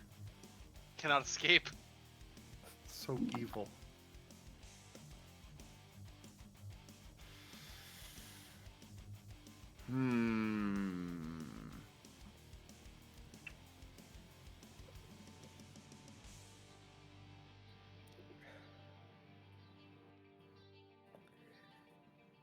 God, this would be so much easier if he would just talk.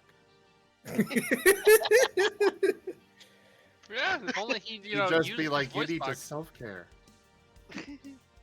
Technically, he is self-caring right now. He is self-caring. No, he is avoiding self-care. is Mental a- self-care. He's avoiding trauma. He is going to get some rest, and he's bringing his therapy dog with him. He's doing the smart thing and saying, I don't have the energy for this right now. I am going to handle this in a more concise manner with my brain working. I'm just so amused at what's gonna happen when Fret and Shoal find out about what's been going on today. Yeah, you guys are just watching TV. Paint high and flop dejectedly. Yeah, Shoal is showing off the various places he's been in his homeworld, some of the weirdo creatures, some of the trenches he has explored, So all I've kinds of eaten, neat stuff. I've eaten this thing, and I've eaten this thing, and look at this weird thing I ate. He didn't eat everything. He didn't have enough time to search all the oceans to eat everything. Yet. But I'm assuming you guys go about your business for the rest of the day, and you guys will be meeting up for Betty's meeting tomorrow, correct? Yeah. Not quite. Oh, no. Oh boy. so in the middle of the night, let's first off see what element he gets.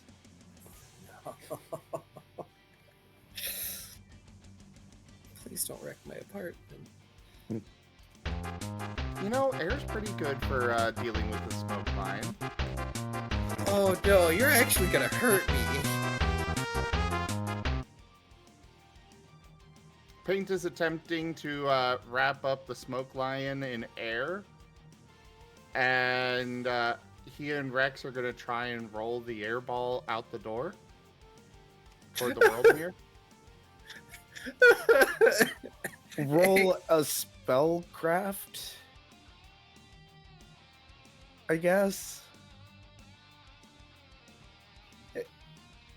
He'd need like an air version of Aqueous Orb to make this work. That was interference by the text thing. You have a reroll on your chart. But I want to save that. But I can get it back. Roll also, better next time.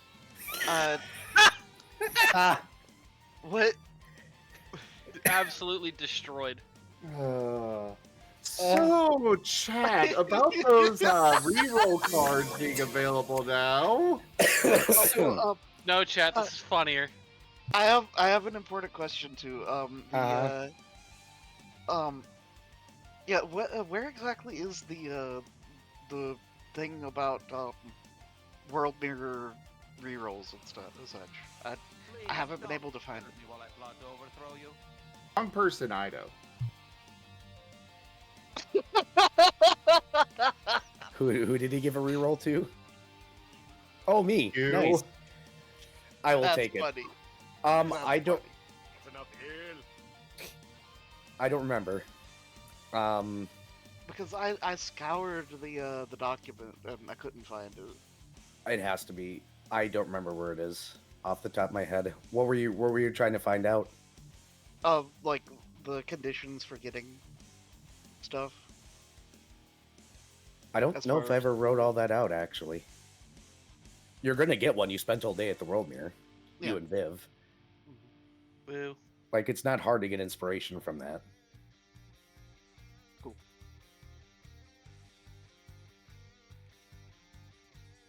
Okay, so, group, you okay with me using the reroll?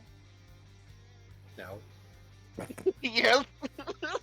I think it's funnier to have it as a failure. Oh.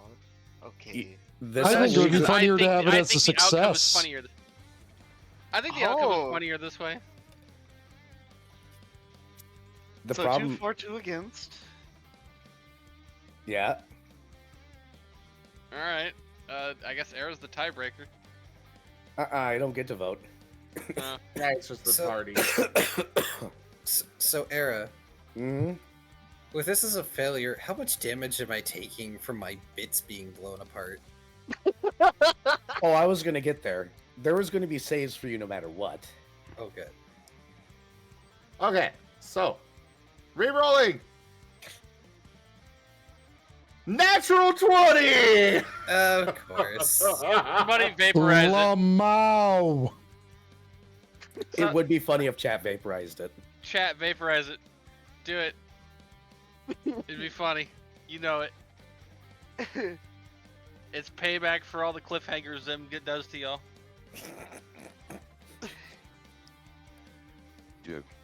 I have a Martin video. Hey, that's interference. Yeah, no, this is how this works. Is he's got until the Martin video, or it's done. Okay, fair. Key, I want you to prepare yourself to roll a reflex save. Oh boy. Hey, my armor isn't providing me negatives. That means you might actually have a reflex save. I mean, I have a reflex save, it's just no armor penalty. Okay, it is over. I have the nat 20 stands. Chat All has right. disappointed me for the final time. So what I need you to do is roll me a reflex save. I need to know what... Zem, your casting stat is Constitution, right? Yes. What is your save DC then? It would be 10 plus your Constitution. Is it 10 plus level plus Constitution? No, No, it'd be that's spell level, but you're not that's using a spell. concentration. In that That you're thinking case, 16. Well, Hey, Kai, chat, nat do you 20. want to give Kia a reroll? Because I'm pretty sure that's a 2. That is a total of 8. Oof,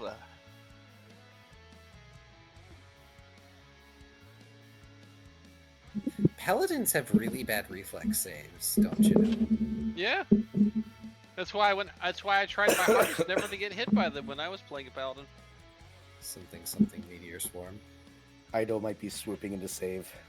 Okay, to be fair, all of us messed up the saves on that because we were supposed to save against the individual meteors that hit. Yeah, and also me being a really stupid new GM, You forgot the bull. like I'm like, you know what, meteor swarm in this enclosed space is fine. Oh wait, they're bigger than I thought. Key's dice was vaporized. There you go, Key. You get to reroll. Chat being at least somewhat balanced in their That is a grand total of 21. Fantastic. So here's exactly what happens. So somewhere around midnight, Paint gets it in his head to do something very silly, forgetting that you could get torn apart. He might not even know this. He casts the spell and manages to go ahead and get the orb going. You reflex with enough time to pull yourself together before you become a fine mist inside of an orb.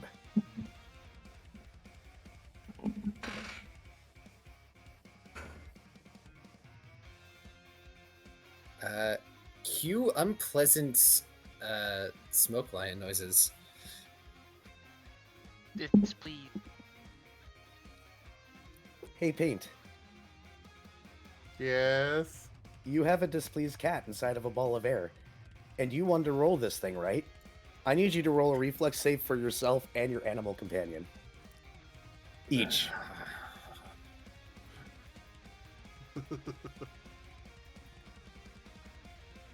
Thank you. God And roll Damn again. it. Oh, How? How This- do your dice do this? No, this is about to be funny. Roll for Rex. True I have comboed. no idea what Rex's stats would be for that. Just roll a d20.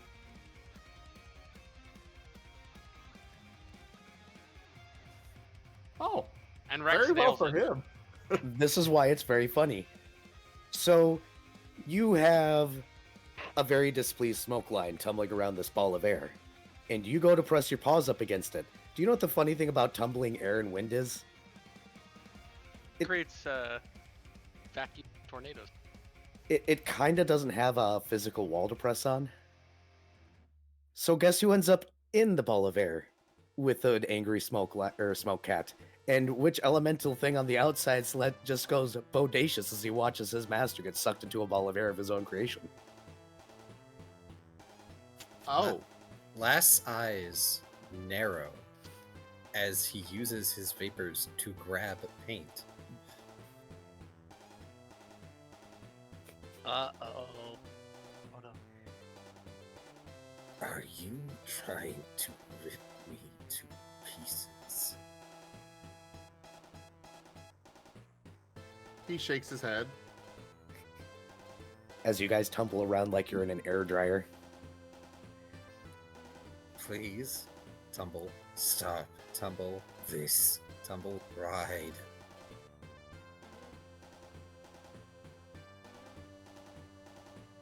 Well, I guess since he can't actually roll it. Wait. What if Paint tries to run around in it like a hamster ball? I mean, You he's could- currently grappled by Last. I was so- about to say, may I make a proper grapple check? You may roll against the CMD. I'm sorry, I'm amused by the fact that you guys are basically stuck in a dryer together. Well, shoot, that's really bad. That is a 17. Does 17 beat your CMD there, Paint? Yes. Ooh. You do have him grappled. Properly. Don't worry. It is soft and slightly raspy hugs. All around you.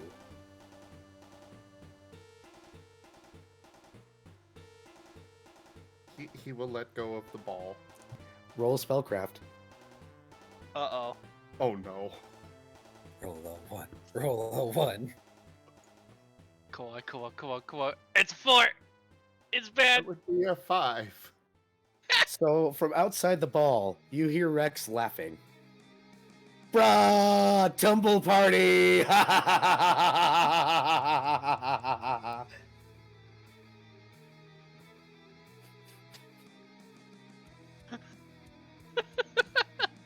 Oh no. Betrayed by your own elemental. Tell me Rex wouldn't. I couldn't. I heard, I didn't hear the immediate he wouldn't, and I was like, yeah, that's what I thought. Also, So, I like how Shoal has a better spellcraft. That's funny. Well, you picked up a rank of cleric, so of course. Well, to be fair, I think it's because I actually have a wisdom modifier, believe it or not. Oh. My only character to ever have a wisdom modifier, basically. Yeah. I can So- relate about wisdom dumpstat. You are the wisdom dump stat, Rude. but accurate. Yeah. So what are you guys doing? You're kind of stuck in a ball right now. Tonight's challenge, escape the ball. I don't want to stop them now. They look like they're having a good time. They're having a ball. Hmm. I have to look at my abilities. You know, only if only they were at on Shoal's world, they could be having a beach ball.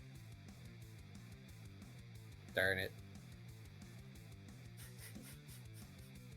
There's plenty of ocean creatures that would be bouncing them around inside of that air ball. Well, the problem is they got Rex on the outside. Can Payne's gonna try I? and roll towards Rex. Huh? Payne's gonna try and get the ball towards Rex. Sure thing. What are we going to try, Key? I was gonna say, can I have last attempt to use magnesis to get the one of his spare masks and maybe clothing, so he's not being torn to ribbons? Paint, roll a spellcraft, and you roll a something. I don't know what. A something. I don't know. Will? 12. Will sounds good.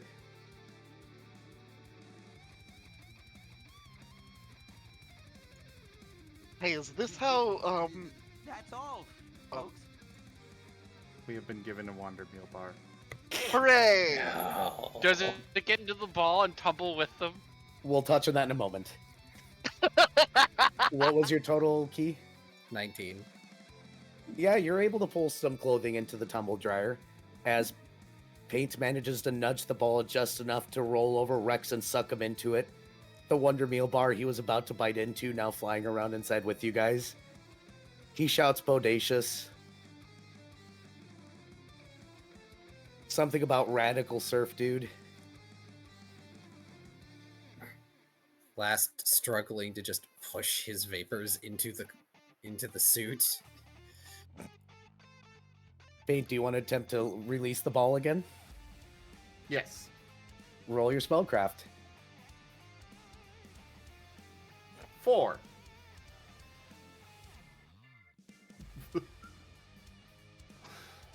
You know, I was originally hoping for Earth,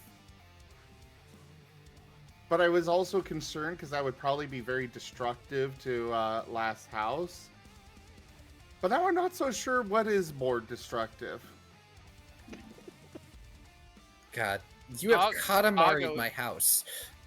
Na na na na na na Big na trouble. na na na na na na na na na. Fate, I think you should roll again. Paint is in so much trouble. 16. It dog has takes never you been a in this couple much of times before the air ball flops and you guys finally flop out because Rex was having fun and was trying to hold it.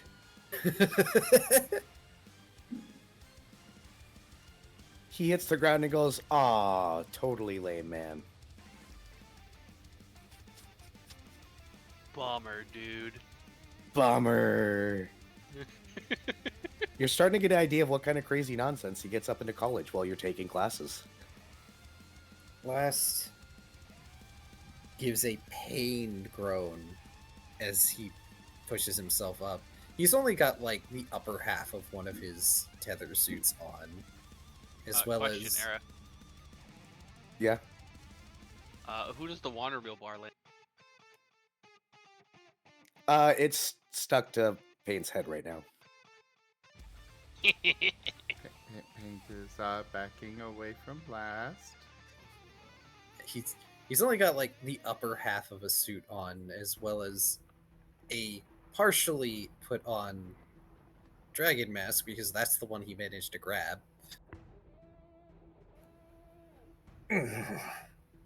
Okay. Why exactly did you attempt to rip me to pieces? Paint sends a long image of last in ball and rolling down street to Worldmere.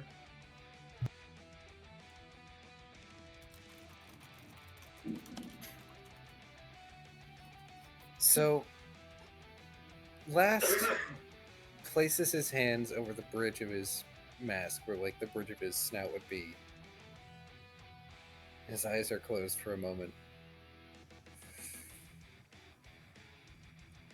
Ow. Okay. He's going to take brief stock of his now rather disheveled apartment and remind himself he needs to get an actual house soon, because this is not big enough for Pain. And so he goes over to his sofa, which is miraculously still there, where it was last sat. Oh god. The submarine duck has been summoned. Hey, no, that's in my that's in my tail bag. Buzz off. A instance of it, at least. And he's going to sit down and just like curl his big vapory tail over his lap, because he only managed to effectively get a nightshirt on. Okay. I don't get to talk an awful lot about my species. People don't really ask. I should probably explain this to you. And he just gestures for Faint to come over to the sofa. He pats beside himself. That is way too nice. Uh-huh. Paint will very slowly, very cautiously move over.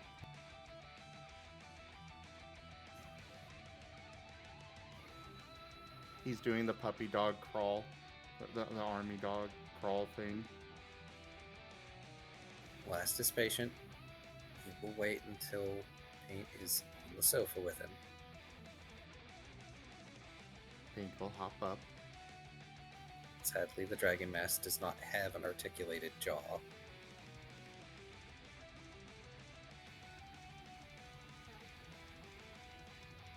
My species is very vulnerable to environmental destruction. Powerful winds can rip pieces of us off or tear us to ribbons entirely. Water can dissipate us. powerful magnetic flux can disrupt our physiology.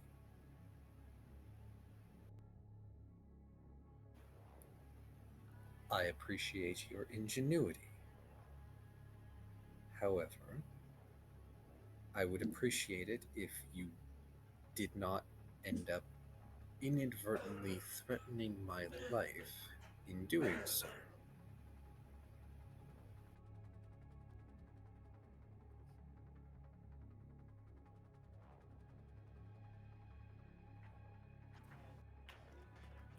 Paint's ears are drooping lower and lower as last goes on.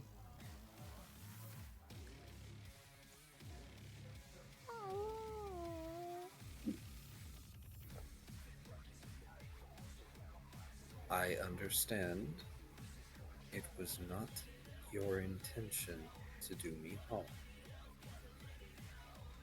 And I appear to be whole, as he sort of looks at himself briefly.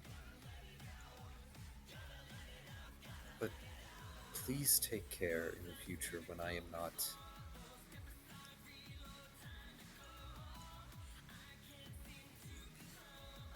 The word my people use is tethered.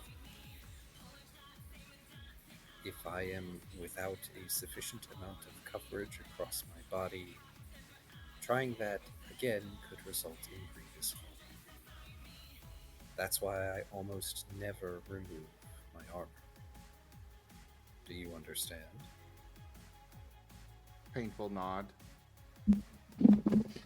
Thank you. And we all know that even if that was not your intention, it can lead to such devastation. Into the crater with you. You know, I was expecting Paint to get grounded here, but Taya, I think you're grounded. Mm-hmm.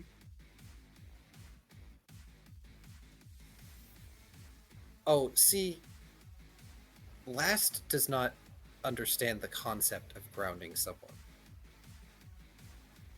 He knows what he wants, he's just not sure how to articulate it, which may be saving Paint from a grounding. How do punish puppy? I don't know.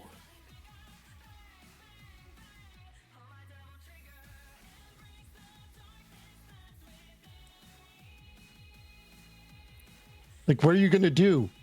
Deny him something that brings him joy? Thanks. Regardless of what you wanted to do,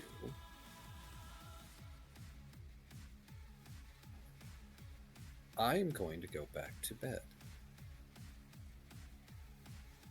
There will be no fetch tomorrow.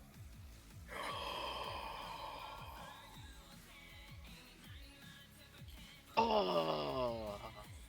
Paint looks so beyond devastated at that.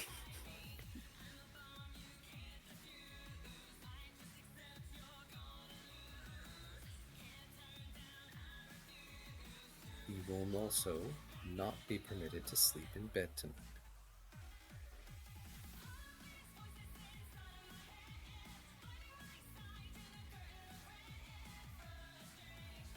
Are we clear? He nods. Thank you. I will bring you a pillow, and I will bring you your blanket. We can worry about the mess another time.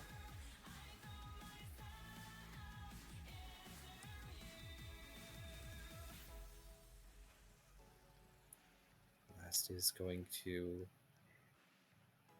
end this conversation by getting up, putting the mask and the suit parts away.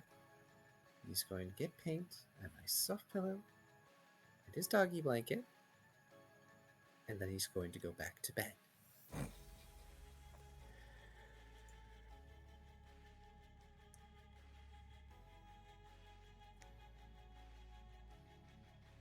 Okay. So am I good to jump to bed? He's showing up. Yes. At least on my end. No. Oh well. Fred was intending on showing up a little earlier than Betty. I figured. Yeah. No, Paint. Was Dr. Volt even invited? Yes. Okay, just You making were sure. Informed. Paint is going to do his best to quietly clean up the mess he made. At least what he's capable of doing. And he's going to make Rex help him. Bummer, dude. Fun tumble time's fun.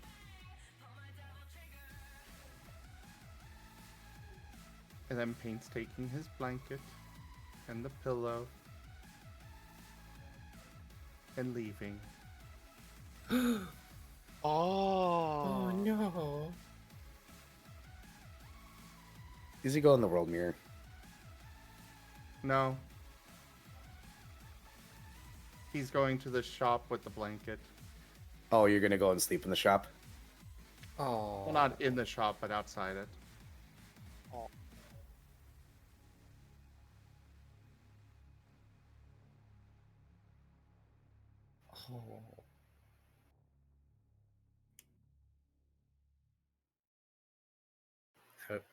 Out of character, dang, and Last did everything in his power not to call Paint a bad dog. Oh. So Well, what's I have going an through important- Paint's head here is he failed with Dextral. He's done a lot of failing recently. Oh. He failed to help Last with this. He knows he did wrong. He didn't realize that he was doing wrong. So he's got one hope left, and that is Blanket. So I have an important question. Okay. Is this shop in between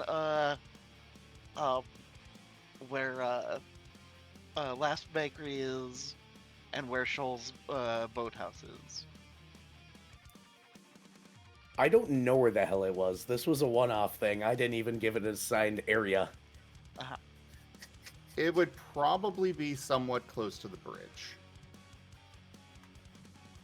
Because he You- kind of went straight for the nearest shopping spot from the bridge. Okay. So it might be somewhere in Luminary Square where the thing is. Okay. Mirror. The mirror. Well, Luminary Square where the bakery is. Okay. Ah, yeah.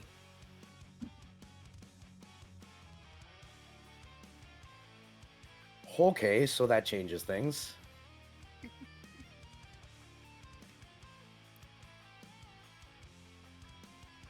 Well, Key. The other two, I'm assuming you were staying over Vari at Shoal's place, right? Correct. All right, so I'm assuming you guys are just, or you said you wanted to head to the bakery early, yes? Uh-huh. Good to know. Hey, Volt, were you planning on continuing to work until you had to go, or were you planning on other things? Dr. Volt was planning on working until he had to go. Understood. So continuing to make progress in disassembling this madness.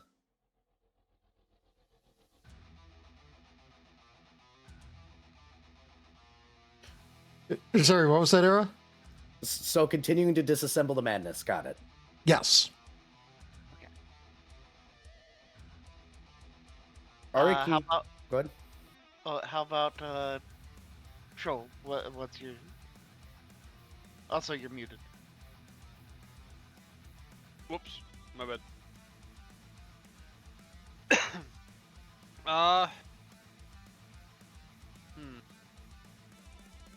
You said Fret is leaving early? Yep. Yeah, Fred decides to leave the boathouse. Because- Shoal will probably leave when Fret does, and Shoal did take the time last night to place the golden duck thing on a shelf somewhere. Okay. And yes, I know the duck card was played. Do me a favor. One of you two roll percentiles. Oh boy. Oh boy, I haven't gotten to roll anything. Yeah, go ahead and do the thing. Dude. Alright. Heck it. Dark is the 10th slot. Of course.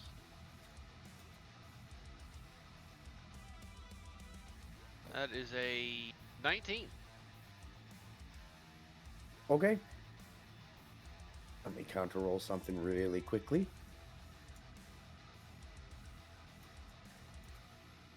Hey, what you doing with my chalkboard? I was spinning it. How dare? Spin. So while you guys are making your way to the bakery, you happen to notice a certain dog underneath a blanket and a pillow outside of a shop with a... Apparently somebody put a rubber ducky on him at some point in the night. Shoal squints. Huh. Don't recognize him. Tret just gives Shoal the most deadpan look. Shoal gives Fret a look that is so innocent butter wouldn't melt in his mouth.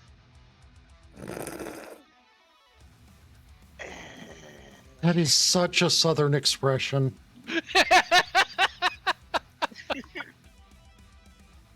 It's one of my favorites, and I never get to use it. Well, you just got your chance. I know, I'm happy. I don't ever get to, you know, make the who, me? Expression often. I love doing it. It's fun. Fret will, I suppose approach Doggo under blanket.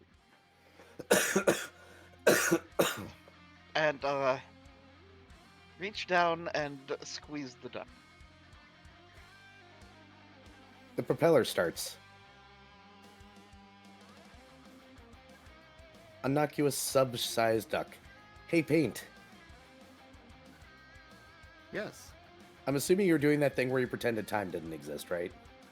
Yes. You hear the motorized clicking of a mechanical something or other going on. He opens his eyes and looks up. It's Fred. He is pulling the blanket over his head.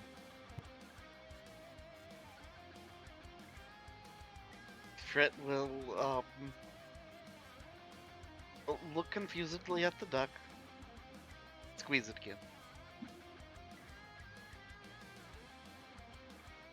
The propeller shuts off.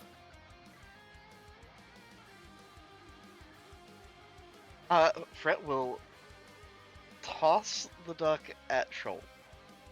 Shoal will, actually, do I reflex save this or something to catch Yes. it? I'll just say, Shoal catches this, but no, we're rolling for this. Do I ranged attack? Yes. Okay. So he's range attacking to even throw it in my direction. And I'm assuming reflexing, or... Reflexing to catch. That is a, 27 to Dang hit. it.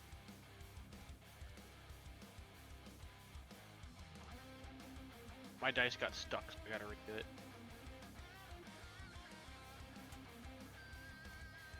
It gave me the same number. Well, my reflex is... Oh yeah, that's a 13, I guess. A rubber ducky bounces off your face. You went to open up your jaws, but not in the right direction. Oh well. Wait. Shoal will go pick up the rubber ducky afterwards and put it in his tail bag. Here's another one. It took me a moment to realize the way you worded that and what it meant. For some reason, I thought he tried to open his mouth closed. Oh. He tried to I like open that. his jaws the wrong direction. Yeah, called closing your mouth. Ring, you Or- didn't scare me. I Also, yeah, Fret will turn back around and gently poke Pain. Paint, you're getting poked. He is curling up tighter under the blanket. Alright, grab his blanket and pillow. And if Fret does take the blanket, Shoal is going to grab Paint by the scruff. Oh. He's No, getting carried actually, like a kitten. Fret has a better idea. Huh? Is Paint like wrapped in a blanket? He's got a blanket over him. Yeah. Okay. He'd not. Not a, Kind of not hard to kind of hard to actually wrap yourself in a blanket without thumbs. Yeah, that is fair. In that case, yeah, the blanket gets snatched. And then Paint is then snatched. I gather I should probably roll something to snatch blanket. I probably He's need to not roll resisting. I probably need to. Do I need to roll a CMD, or is he just letting Yeah, it you have. happen? Oh, that is a good question. Are you going to resist being picked up like a pup? He is not. He is just Aw. flopping dead weight dejectedly. So Fret will scribble out on his chalkboard. Are you okay? Why are you out here? What happened? He sends along very large an image of a very large, very angry wild dog last. But like monstrously large and angry. And then he sends along image of Doggo Arabaean wrapped in big blanket. Fret will look at the shop next to them, and then look back at Paint. And blink a couple times. I'm assuming it's a blanket shop. Yes. Okay, well, the second part makes Textiles. sense, but now, so Shoal is going to bond and mine at Fred because Shoal's mouth is full. And you know, Shoal does have manners. And through bond and mine, Shoal's gonna be like, ask him, how did he get lost angry? Yeah, Fret will scribble out. Why was last angry?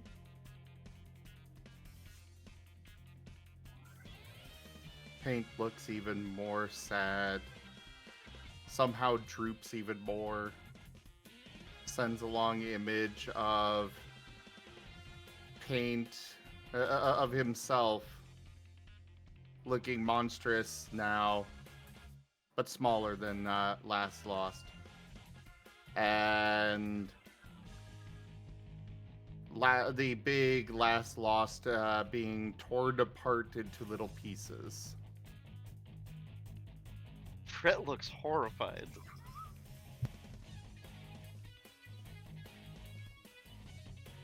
Did he kill last? Fret looks very confused. And scribbles out, is last okay? Paint shakes his head.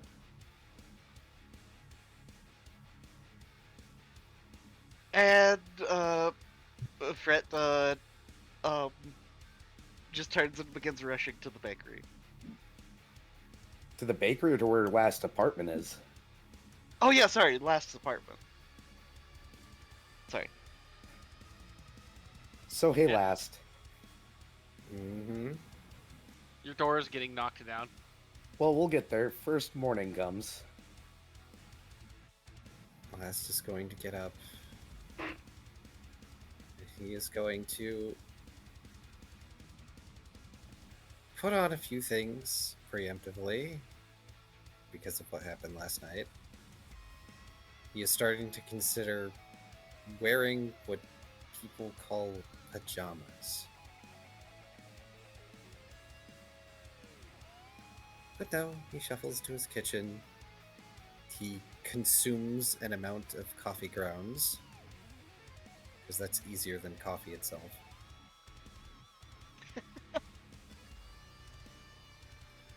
Then he starts to get ready.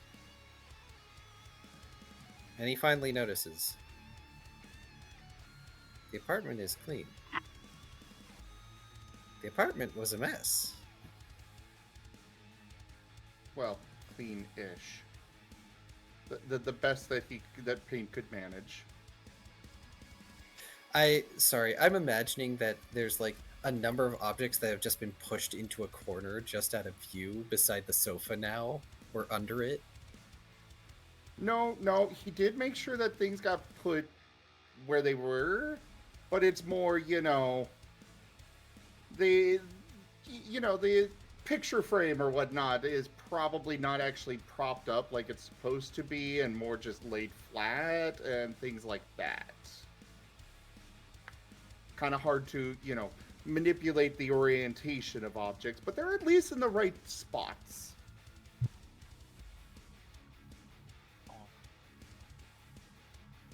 Into an empty apartment, he asks, Paint, are you there?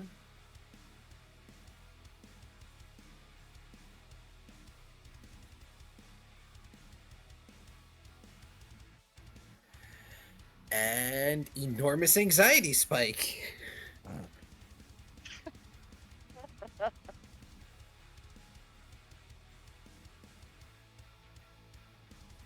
He starts to rush to get himself put together so he can go out.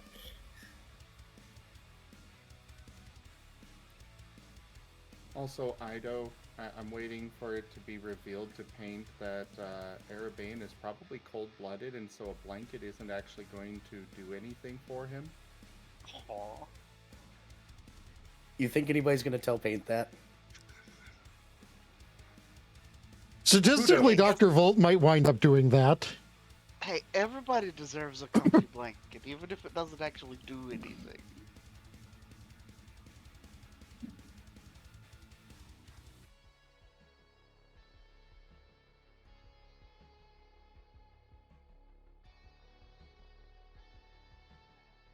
But anyways, back to anxiety attack. Hey, Last, you get a knock at your door. Because I'm assuming you guys knock on the door. No, there's you not gonna- a knock. It's just trying the door and then lock-picking the door. Roll your lockpicking attempt, please. Okay, hold on. This is at a plus 17. Could I make a perception check to hear the lockpicking? You may.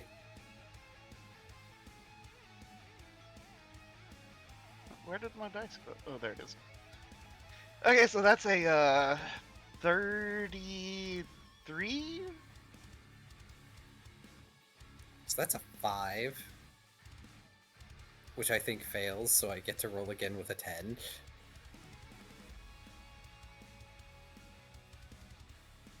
That's a 25.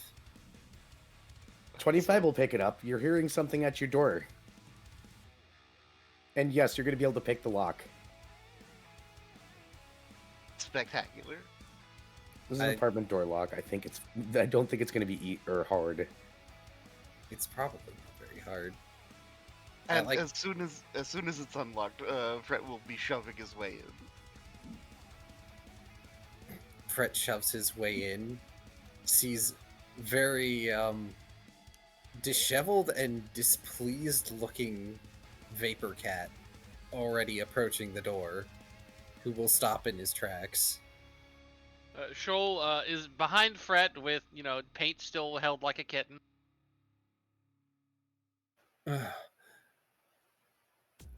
Fred looks so confused and will, after a brief moment of composing himself, will pull out his chalkboard and scribble out, "What's going on? Are you okay?"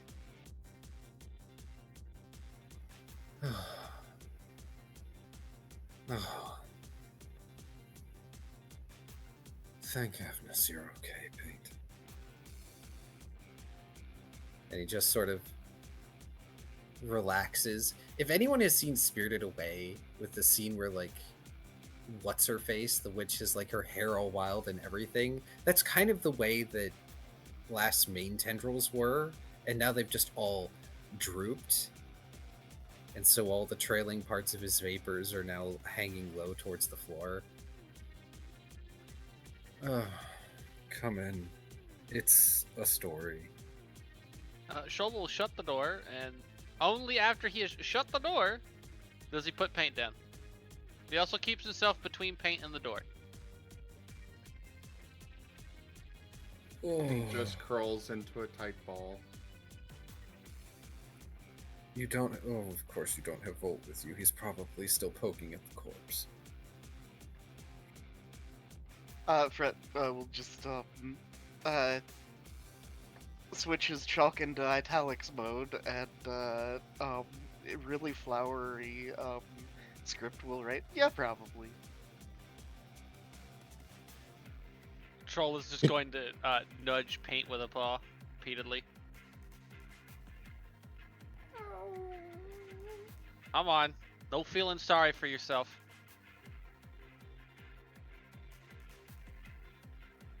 Well, Fret will kind of just lean up against like a counter or something and scribble out, okay, what's the story? Tell us.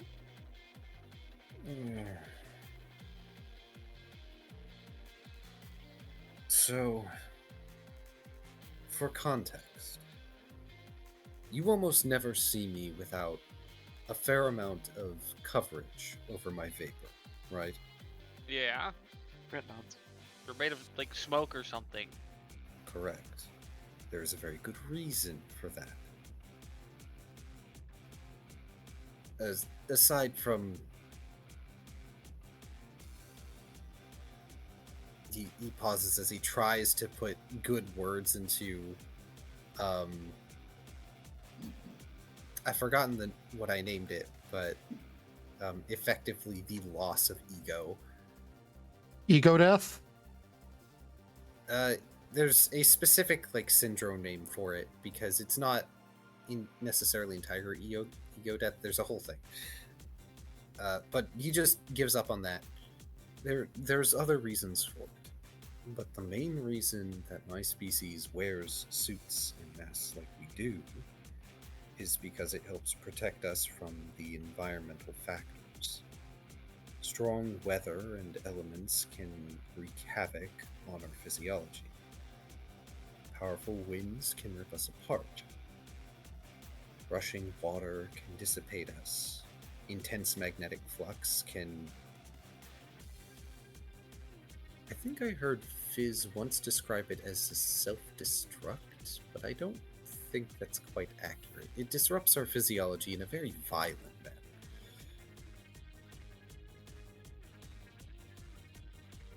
Oh, a word that might fit, except probably a step above, would be a dissociation.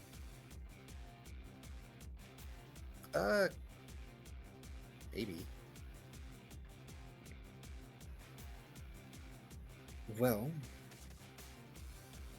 none of you knew this, of course. It hasn't come up. And I haven't exactly had chance or reason to talk about it. That nods. And, of course, clearly I can take a bath if I want to, or at least filter my vapor in some manner. But, for whatever reason, Paint has been very insistent on getting me to the wall. Fret has a look of realization. And I understand he is trying to help. Fret will scribble out, that's where me and Shoal were all yesterday. Ah, I did not see you. My apologies.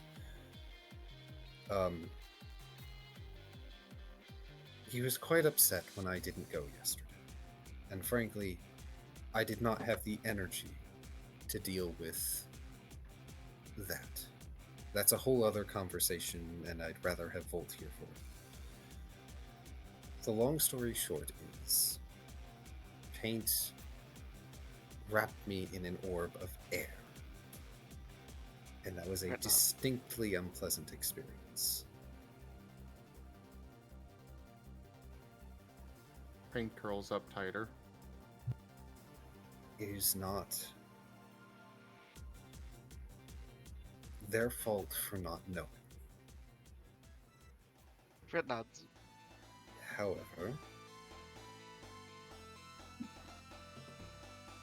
in order to impose boundaries and consequence for these actions, I told Paint that they would not be permitted to sleep on the bed with me last night, and I told them they would not be having fetch today.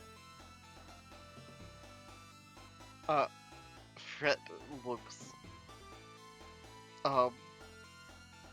very surprised.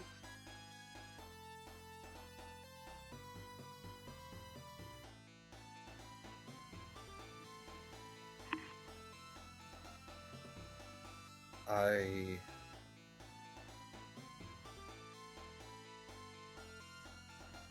was struggling very hard last night to deal with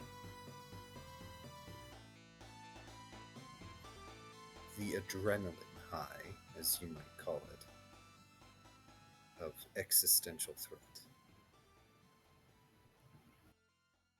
And frankly, I do not wish to be overly harsh with Paint. Fred nods. And does scribble out, well, technically here in the city, you're perfectly fine, even if you were to disintegrate. I am keenly aware, he says in a way that hopefully gets across that he's had it happen before. Yeah. He probably got stuck in a dryer. Heh.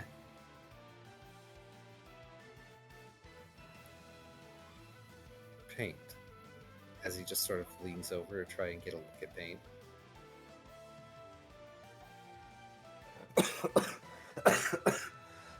Paint, Excuse me. Paint raises an eye, looking up with watery eyes.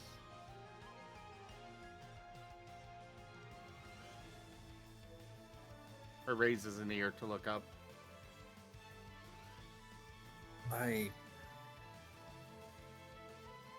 I am upset, but I will be okay. What terrified me more was when I realized you were not here.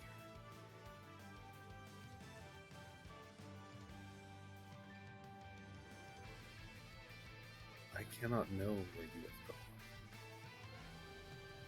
And I understand that you are also upset.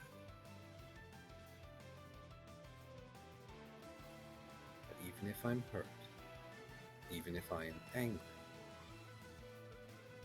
I am still here for you.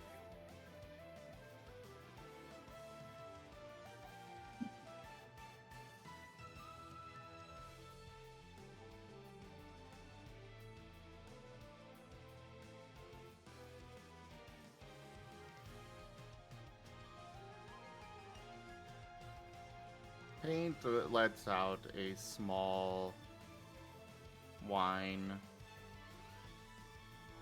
but nods.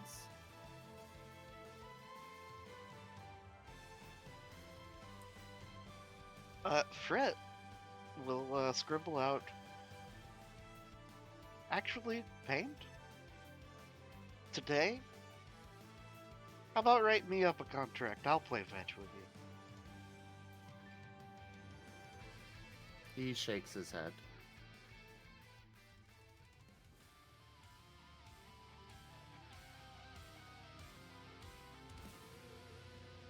I'm sorry, what is the image Paint sent? He just shook his head. Oh, okay.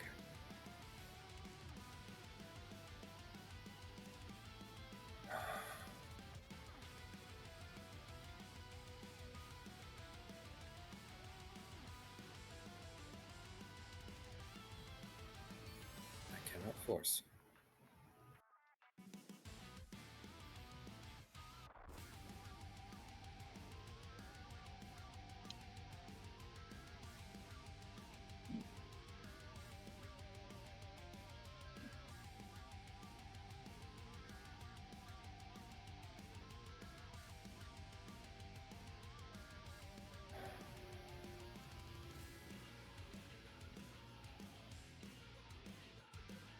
Fret will scribble out.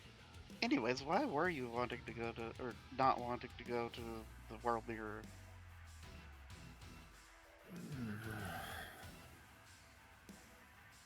Something about the vision I saw in the mirror not necessarily being fake. Arabane said that maybe with all of your help I could trace the location. Fret has a very contemplative look. He even offered us passes to allow us to leave the city for brief excursions, which I took him up on the offer. Fret's eyes kind of brighten at this. Shoal squints.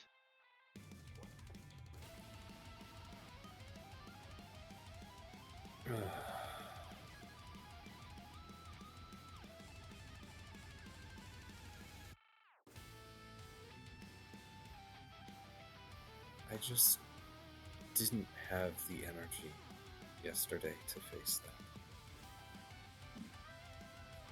Fret nods. I needed rest. We all need rest. Especially you, Paint.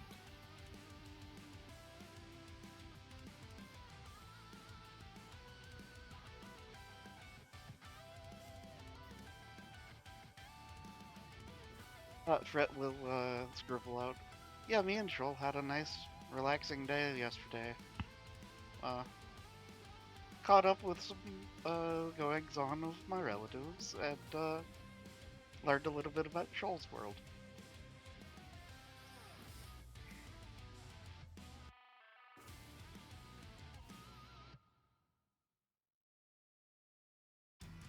That's right, we need to go meet Betty. Fret nods. Look, Paint, you can be upset if you like. In fact, I would encourage you to let yourself ride out those feelings. But for now, I have a meeting to go to.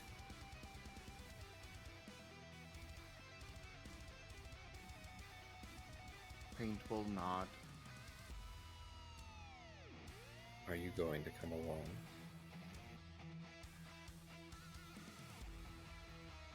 He will nod and get up.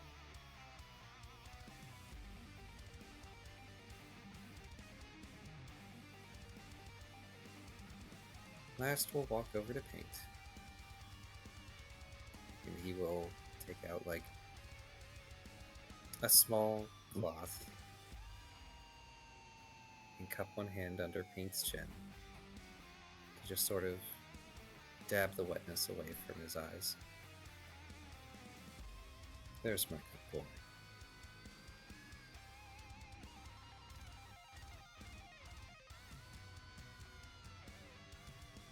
He looks down at that.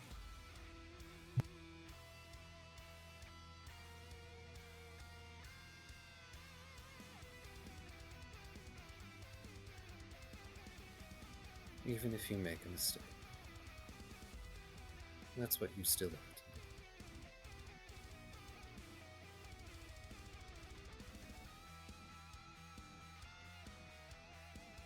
do. Alright, let's go. We don't want to be late. Fret nods. And also scribbles out. Also, I was thinking about maybe making some tea before Betty got there.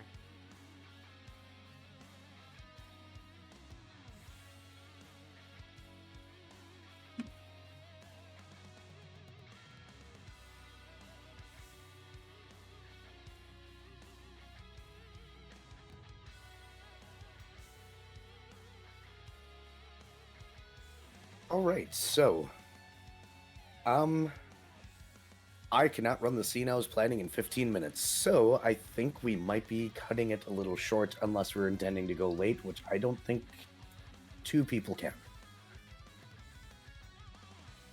I'm sorry. Oh, I was gonna say I can delay the next game, but sorry. Yeah, I think he needs to go to bed, unfortunately. Unfortunately. I wish it didn't work tomorrow. I'm sorry we went so long. It is fine. Betty will come next time. As he's fine. Once again, we can handle Betty tomorrow. Or next session. Not tomorrow. That's not tomorrow. And hopefully by then my voice will have recovered. And I don't sound like this. Kind of like the radio voice you've got going on. I'm glad you do, but I don't exactly enjoy it. I know. It's a little rough. So, with all that in mind, let me see. Is there anybody I want to raid?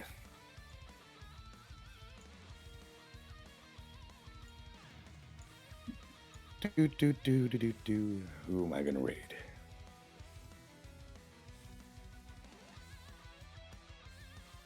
Oh, Rex is going, so I might as well raid him, huh?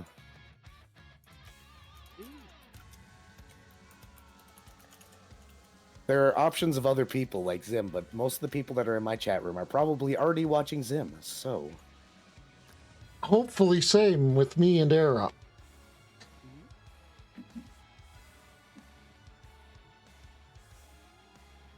Oh, silly ads trying to load. Alright, yep. So I'm going to go ahead and raid Rex right over on my end, so throw up credits. Because credits exist here. And I want to thank everybody so much for watching today. I definitely appreciate y'all. Of course, hit the follow button, like, subscribe over in YouTube land, and make sure to drink plenty of water, get plenty of rest, and take better care of yourselves.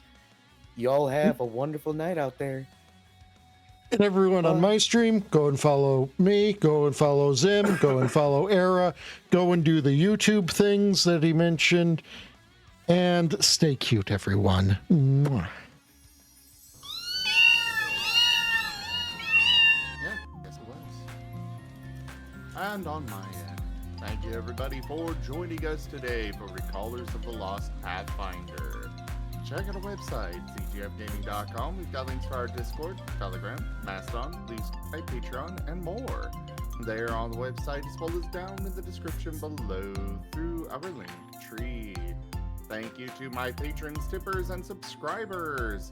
It is your support that keeps this channel alive and going. I cannot do this without your guys' help and your support, so thank you. Consider becoming a patron over at patreon.com/ZGFgaming. It's one of the best ways to support the channel, though you can also do so by sharing the stream around, as well as coming by, hanging out,